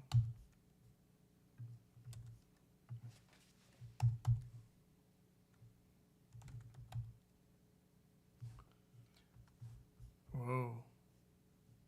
Whoa, whoa, whoa. We have some comments. Whoa, whoa, whoa, whoa. If it's critical returns false and we stay in the loop, we read, but it's weird that the client's still sending something. I'm not sure if it's sending anything. I don't even see the log line. So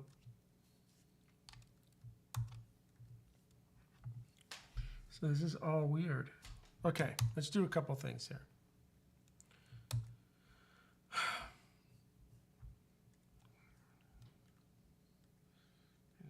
We were checking for certain error types here.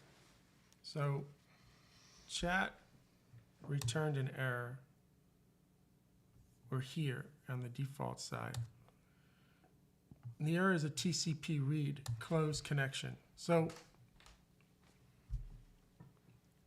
what's interesting is that we're not getting a WebSocket close error here, are we? I don't think we are. Chat 164. This is fun. Okay. This is where we're at. Oh, we're not even checking to see what that is here. Okay, hold on. We end up here. We got this error. Error's not here. We remove the user. That's fair. But the error is this.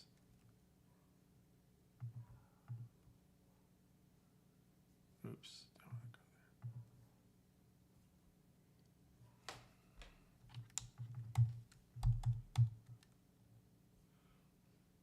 We read a message. We check to see if it's a critical error. A critical error says,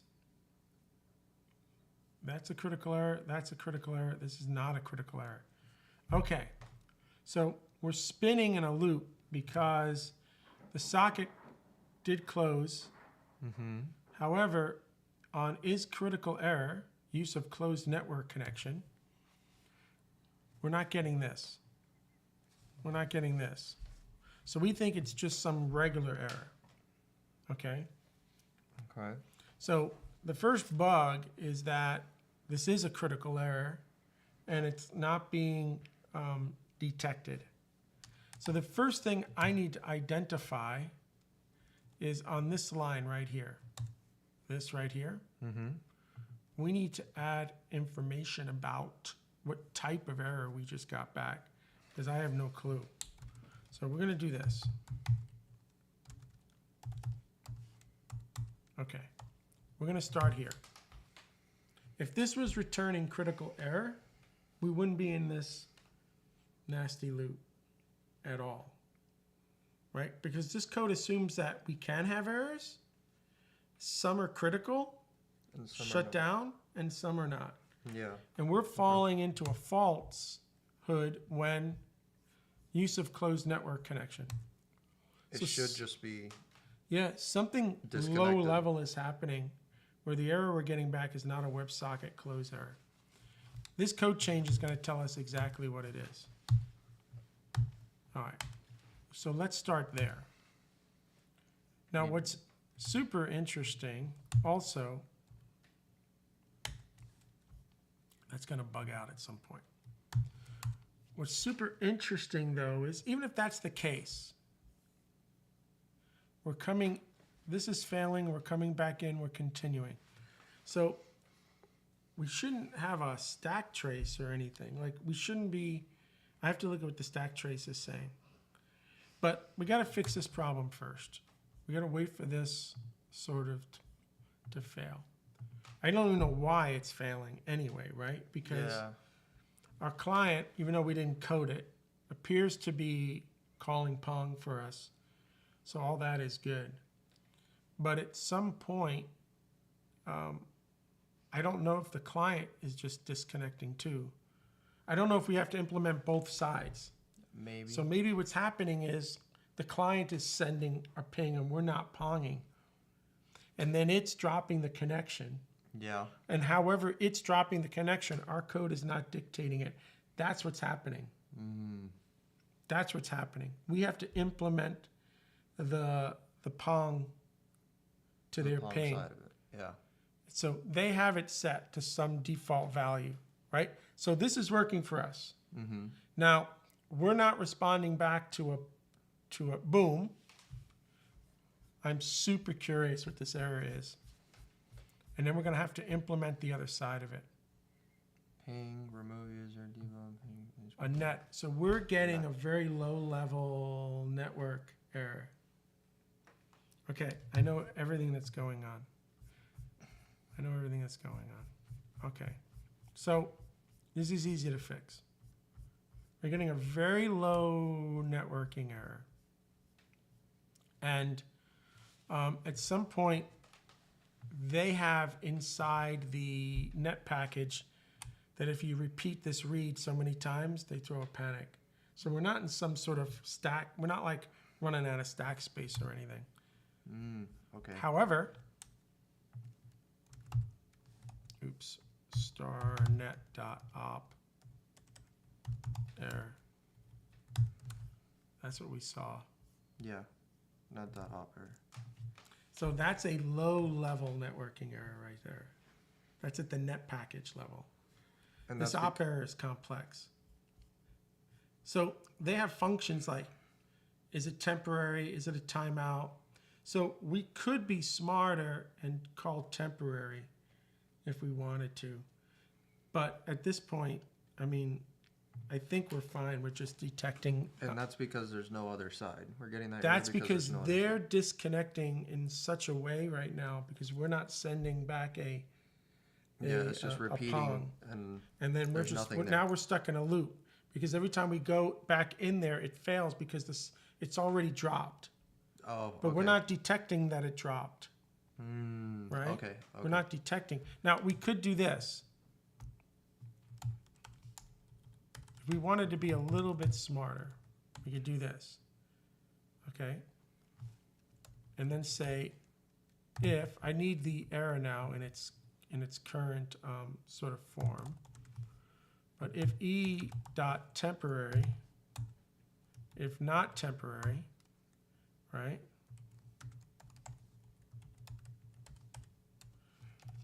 Return true. Else, now we're going to return false. We're going to do it this way. Because technically, I'm going to assume this isn't a temporary error, right? It's not a temporary error. So that's the better way to do it.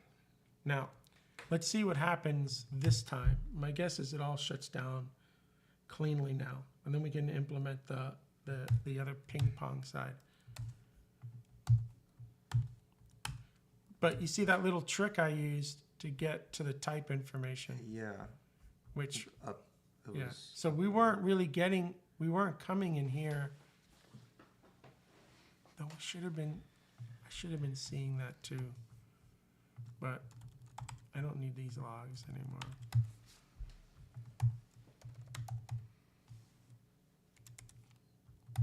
All right, this will eventually, started, oh, yeah, completed, well, I've started. got to get a connection going, don't Yep. I? All right, Here you are. Oh, I still have this somewhere. Oh no, I didn't rebuild it with that. That's fine. Okay, this time when we got the droppity drop, it should be, we should detect it now in our little is function. It should run through this, should not be temporary. And then we should be able to detect it. Handshake, last pong. get back. Is your client disconnected? Right. Yep. Now we handled it. Now we handled it gracefully. And it's pinging still. Yeah, which it will, because there's nothing to ping. Yeah. But the problem was this. We kept thinking that the connection was fine, keep going. So it was just an unhandled error. It was basically. an unhandled critical error. Oh, okay. Because we thought we'd get one of these when the connection closed. We didn't. It happened sort of lower level. We ended up needing this. And I think it's fair to call the temporary. So now we have our client disconnected. Okay. Whew. How much fun was, not fun was that one right there. But it does show that we have to also implement the ping too. So it wasn't a concurrency issue or It wasn't a something like that. concurrency It was just issue. an unhandled error. It was an unhandled error where we decided to continue to read on the network socket, and it failed, saying, dude, it's already closed, because we didn't Yeah. detect it. And then luckily they have a panic in there that says, if you try this so many times, we're shutting you down. Okay, got it. Now, the last thing then is this. Okay, so we have to set up the other handler at our sort of server level. Now, where did we set up the ping handler again? We do that here on add, On right? the bottom of that. Yep. Yeah. Right there. Set pong handler. All right. So we should probably then also, this is the pong, right? Mm-hmm. So that's a pong. There. Yep.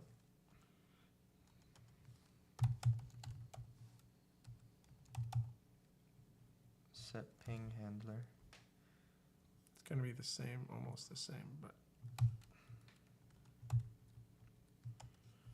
So on ping, my guess is that we are going to have to, on the ping side, Set ping and phone receive. we gotta write a message, right? Mm-hmm. Basically, we gotta do this. Mm-hmm. Let me just steal that, even though that's not necessarily the code I want.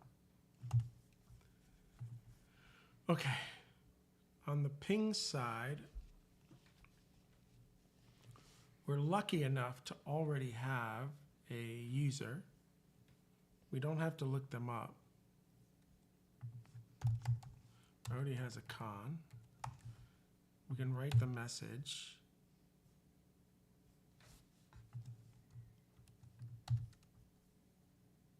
This can be a ping handler, name, ID. If that fails, I'm just gonna log it, right?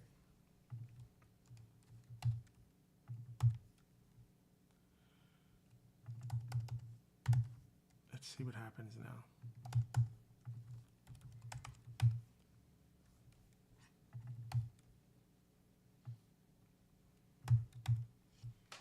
Okay, and then, oh, a Pong message, which I guess it doesn't know about our WebSocket package, because why should that ever work? All right.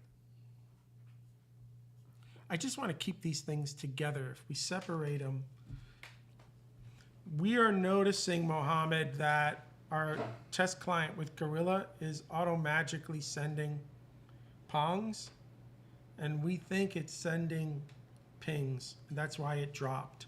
Yep. So we think it's sending pings, and we're not responding, and that's why that connection's dropping all by itself. So we believe that we have to handle both. We have to ping and handle our pongs, and we've got to ping back. If that fails, I don't care. Okay. Now, if it returns error, it might auto-magically drop things on the other side too. So I'm happy that we're just returning nil. So we're just managing it ourselves. Mm-hmm. All right, let's see what happens here. So now when we add a user, we're adding Pong handlers and ping handlers for the user stuff, right? I'm still starting to wonder if we're mixing concerns now between what chat is and what users do, right? Mm-hmm. Because user started out as just our ability to manage user state. Yes. And now we're doing more than that, because now on the ad, we're setting up our Pong and our ping. And I honestly feel like this stuff belongs, but when you're handling a Pong, you have to do this. So we're almost out of time, so I'm going to leave a note that maybe we have to add more APIs to user to move Pong and ping into Into their chat. own. Okay, into chat. I'd prefer to move Pong and ping into chat right after wherever we call add, but then we need the ability to retrieve a user and then update a user to do that. So we need a little bit more functionality. But this shouldn't be here, because what we're doing now is asking this package to do too much. Like, here's the reality. This code should not be here. This code should be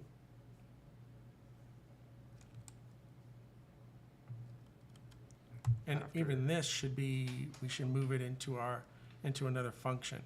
Yeah. Okay, it should be here. Now, what does that mean? It means now that the Pong should be using an API that we have called c.users.retrieve. Mm-hmm. Retrieve, we can have our own context here Context, background. for now. Context, the user ID, fine. Yep. Retrieve that. That comes back either with the user or an error. Yep. Now, if it doesn't find it, assuming that we got an error, that's the idea, right? Where did I end up? Sorry. So let's do it this way. If error doesn't go nil, then we have this, which is C. We return. C. Now, here's the key. I need this Yeah. API, right? We have an add. Now, our add already says if user exists, we return that. But, dude, if we get rid of, we do an update. Do an update instead of an add. Or, If we do an update, yeah.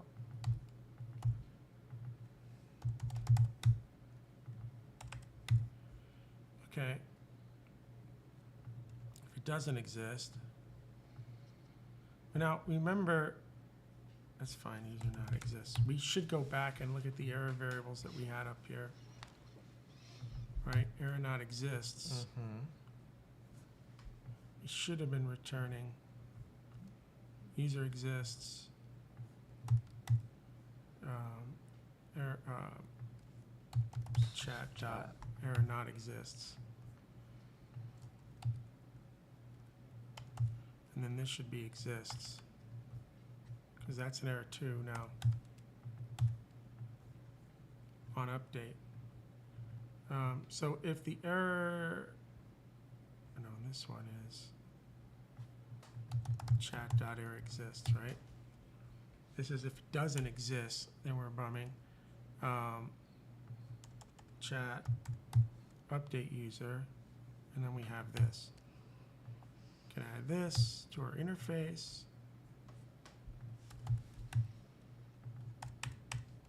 User. Yep. And then what we do in here is a c dot users Users dot update. dot up was there. CDX. User. Update. I don't know. It might return an error. I don't know what the error would be, that it already exists, right? But let's just keep this for now. So, I mean, I was thinking if error. Thing is, if you don't at least log it,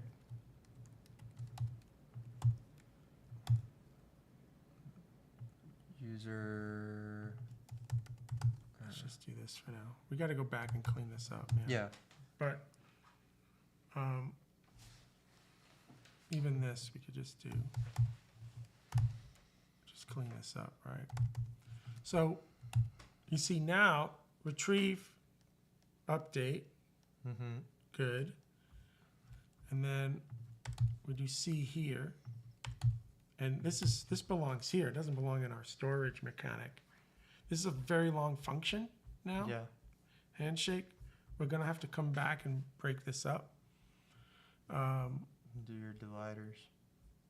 Yeah, I mean, even worst case now, we just do a divider. But I think the ping and the pong stuff can be in their own I agree. sort of function right now, right? Because that's the upgrade, that's the stuff, and then that. But we'll clean that up the next time. I'll add a note. Because it didn't belong here, man. It just didn't belong here. Add should just add, and update should just update, remove. Now we do have remove closing socket connections, but that's okay because we did have some sort of semblance of that. Ideally, we could remove that, and anywhere we call remove, do it on the chat side, but I feel like we're gonna make mistakes doing that. So the only place we actually make any sort of socket call here, let's see.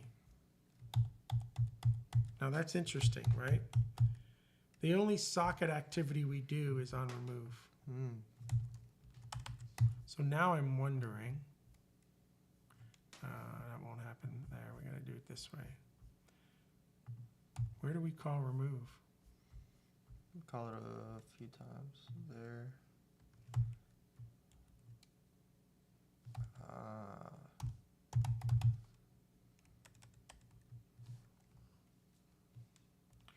Oh, we don't have a, it's not under users anymore. What is it under? Oh, because we passed the ID there.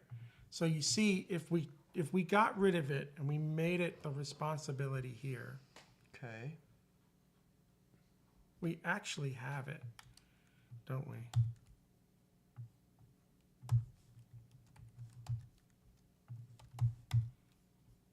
And again, that would be one less thing that this shouldn't be really managing anything socket-wise. Hmm. You see what I'm saying? We're mixing concerns. This is where Yeah. we get bugs, right? If this package's job is going to be to manage users, then it should be just adding users, updating users, removing users, telling us which connections are valid based on our Pong stuff. Now, the only reason to update a user would be for what? Right now, the only reason to update a user is for the time, right? Oh, okay. Yeah. Yeah. So look, watch this too. Update probably should be like this. Update, what is the model called? Last Pong? Update last. Okay.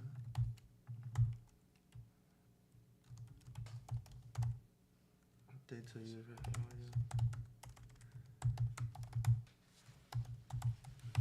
See, if we did it this way, and you do that, you do that.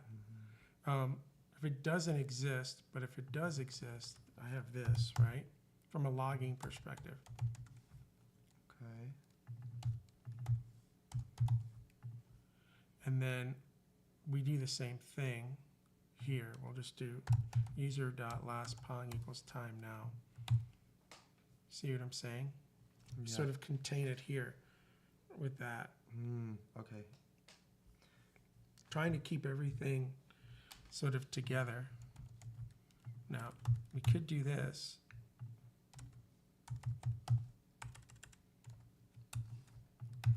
And by updating that timestamp basically on the Pong, now it's basically going to be checking if it's over the max wait time again. We already had it do it. We put that sort of feature functionality in there. And so this update now just becomes update.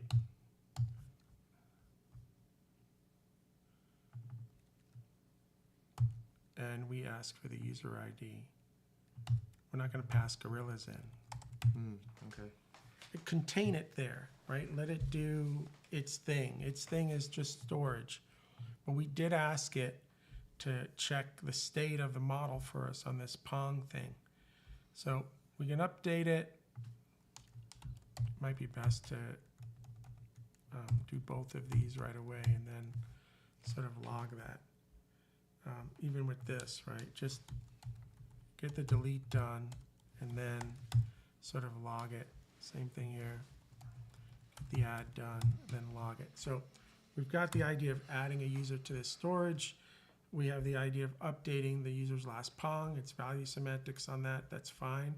We have the ability to remove it. We shouldn't be playing with socket stuff Connections here there, at all. yep. Even though we're using the chat model, it's there. It's wrong to sort of manipulate that. That's what the chat package is for. Here, bring me back connections that you have, and we can tell them whether it's valid or not. These are good things, I think, to do here. We need to get back the set of connections from the map. I don't think it's wrong for it to do that because we update it. This is regardless of the storage, right? The only thing, because this has to do a read out of storage, Yeah. right? And so we can do little things like this for efficiency because we're in a loop. If I just bring back the connections and have the chat package do this piece, it's got to loop through them twice. As, you know, I mean, it's already going to loop twice technically. It's going to loop through here, but then it would have to check there. I don't know. One could argue, is it user's responsibility to do this check, right? Should this check Because be now done it's on in the chat side? When it asks me for connections, here are the connections. But I don't think it's wrong for this to validate that. If we were going to implement this in Redis, this is what I go back to. If I wanted a Redis implementation, okay, does this make sense for us to write this, we'll call it business logic, in every implementation?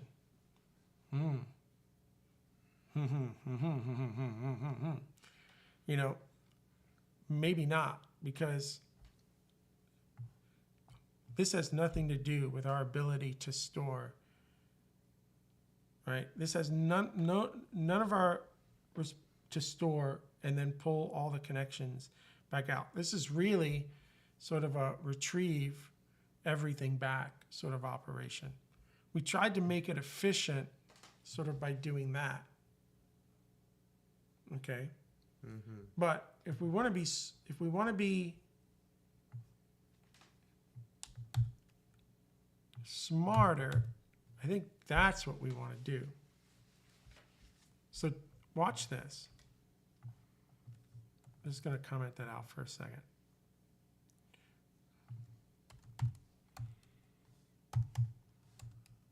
In fact, now we can just do this.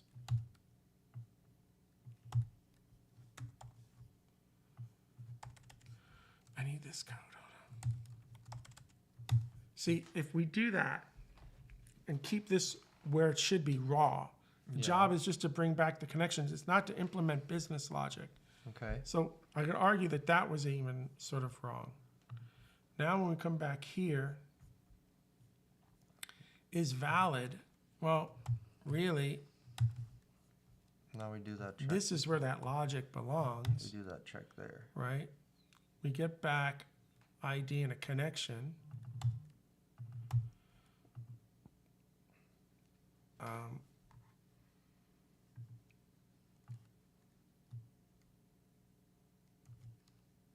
If that's the logic, let's see. If the last pong was less than, Sometimes Equal since the to- last pong was actually we want to say greater than max. greater than the max. You see how we weight now, of the user. we're not asking another implementation of user to have to worry about when we should be removing something. Yeah. It should just be returning the data. And so now if we want to write another implementation of connections, what we're saying is just bring back the connection and the last pong, Yeah. nothing more. And we move that logic here. You see how we were mixing concerns? This happens all the time in code bases. One, because we didn't know where we wanted to put everything. Yeah. But what happens is nobody stops and starts to do another code review and say, are we doing too much in here? Now I feel like it's doing what it should.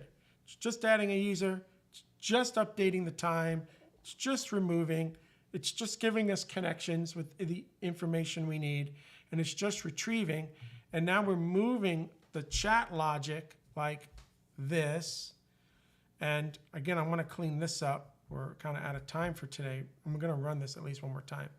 But setting ping and pong handlers, that has nothing to do with the user stuff. That stuff belongs here. All right. So I think this is good. Now, my friend is right. We're not using that anymore. We're not using that anymore. That has to change. Good. This is why you need multiple eyes on things when you're doing this. So Max weight. yeah, right. That was a great sort of catch. But I hope not just Kevin, but everybody's watching us as I'm constantly refactoring. You know, the questions I'm asking, like, is this doing too much? Like, we could put it there, but now it's not doing what its purpose was. What was its purpose? This was its purpose right here, the interface. Yep. Right? Exactly. Right? That's what its purpose was. And so we started, again, blending and mixing. And it always starts for me with the data, right? At least now I feel like this is data again. Yes. Even though this is data we don't want to marshal out. It's data again. I can make copies of this. We're going to be fine. Okay? And everything's good there. We're going to run this one more time because I want to see now if it even drops. technically it shouldn't drop anymore with our little, in fact, it will be fun to see if the ping handler gets called. Yeah. There's still some work we got to do, so we're gonna run for another maybe 10 minutes here. But I'm running that. I'm running our hack 0. And I'm just super curious if the Gorilla Toolkit is pre-implementing. So that's our ping. Update user. Update user. That's nice, right? Yep. Should be another 10 seconds there. Update user again. Okay. Now, I don't know how that's configured. Maybe by default it waits 30 seconds or something before it sends its own sort of pong, right? But what's interesting here is the update user is outside of this logging. Remove user. Now, why did we remove it? So the question is, we come in here. Why did we remove it? The last So 30 seconds. pong was 13:16:38, and it's already 13:17 something. We should put time.now in there too, just to do that. Well, So I'm not seeing our ping handler get called. Agreed? no. Also, when I see chat update user getting called,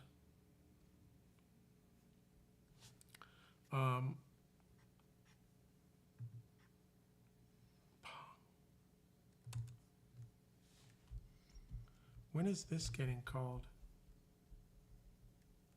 That's in the Pong handler.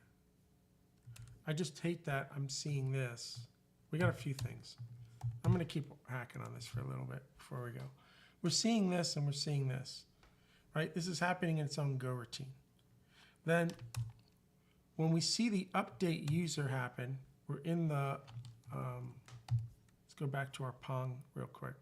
We're in here, right? The Pong gets called. So I feel like if we just want to keep, even though our logs are going to be ugly, now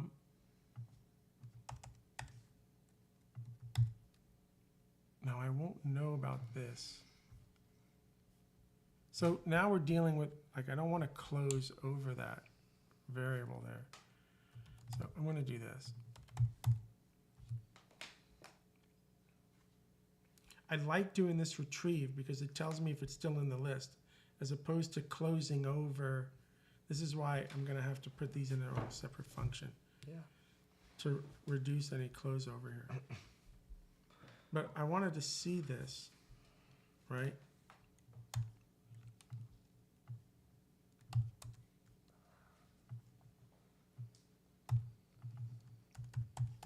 So we had a Pong here, right?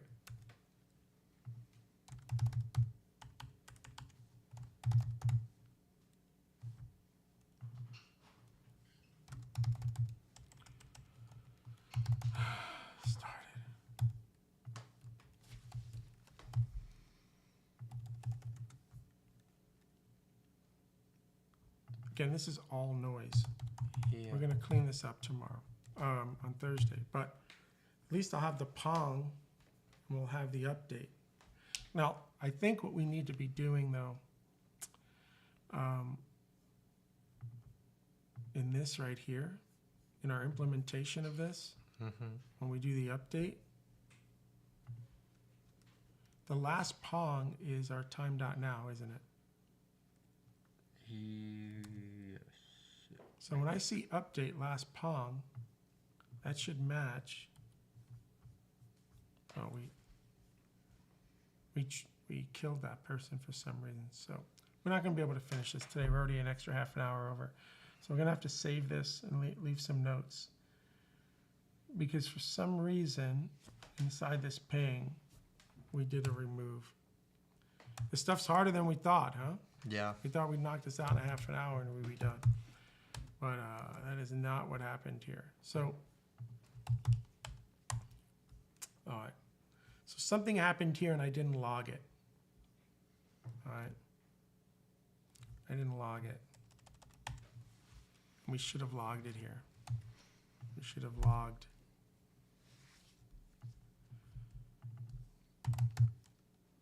last Pong.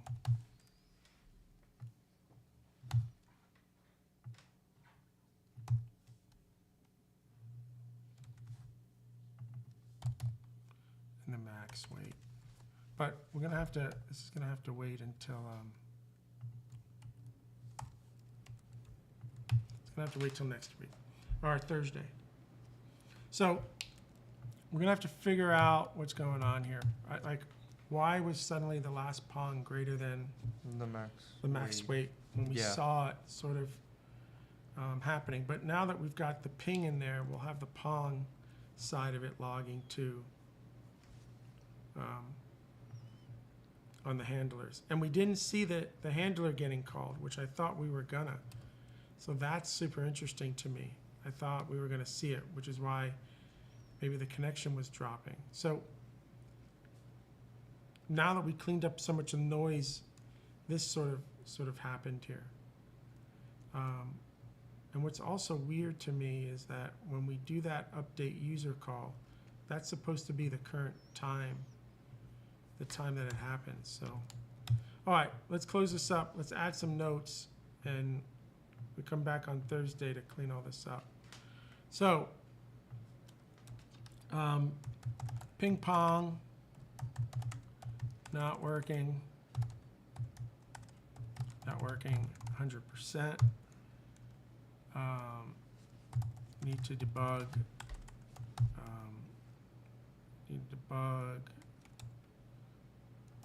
We are getting a remove user during ping pong. What line of code was all that on here? That was in the ping function, actually. Okay. Function. And we're going to want to move ping and pong handlers to their own Function. That might help some problems too. All right. So, and we didn't get a ping from the client Or a Pong. as we thought. We didn't get a Pong from the client. I no? thought they would send us a ping, and they didn't.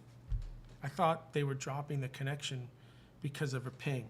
Now I'm thinking it's dropping the connection because we dropped it here, and I have no idea why we dropped it there. So we've got to study essentially Those. we need to study that. We need to know why that happened. It would have to do with us not recording the Pong properly. Again, we've got some concurrency thing going on here. Okay. Something like a data race. So I'm going to save this code. We went way over time. I thought this was going to be quick. It wasn't. But I think we did some good things with getting some of the chat logic out of users. You saw the use of the interface. Separating some concerns. Yeah, saving ping logic, just whatever. You saw us, so you saw like important refactorings that we're doing, identifying that we were doing chat logic and users where it didn't belong and pulling that out. You're seeing how problematic concurrency can be with all these Go routines doing things and sharing state. Yeah. We saw that we didn't handle an error properly, so we used that %T. Yes. Which the I think type. is still in there, to figure out what type it was so we can add it to the case. And I have no doubt that we'll knock out this last little bug, which is dropping a connection when I don't think it should be. Yeah. So maybe we got some state there. I didn't see the ping side coming in, but we probably should have it there anyway, in case there is a client that wants to do the ping.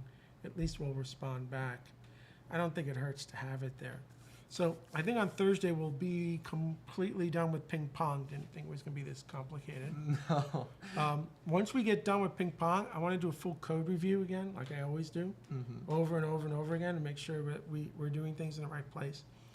And then we can get back to the cap stuff, trying to get it so we can have multiple servers Yeah. at some point, but we got to do some more work before we get there. Hope everybody enjoyed the last, wow, it was 2.5 hours because I didn't want to quit. You can see how complicated the stuff. You can see how we were doing some logging too to fix these bugs. But yeah, I enjoyed it. It was I good. enjoyed it. It was cool to see some of the debugging happening and some of those logs coming in and saving us the error type. Yeah, I know, dude. Yeah. All right, but we'll definitely have this done on Thursday. Should be good. And I appreciate all the help from everybody that stays online and helps us with like forgetting to get rid of parameters and stuff like that. Yeah. So, all right, we're gonna close this up. See everybody again on Thursday.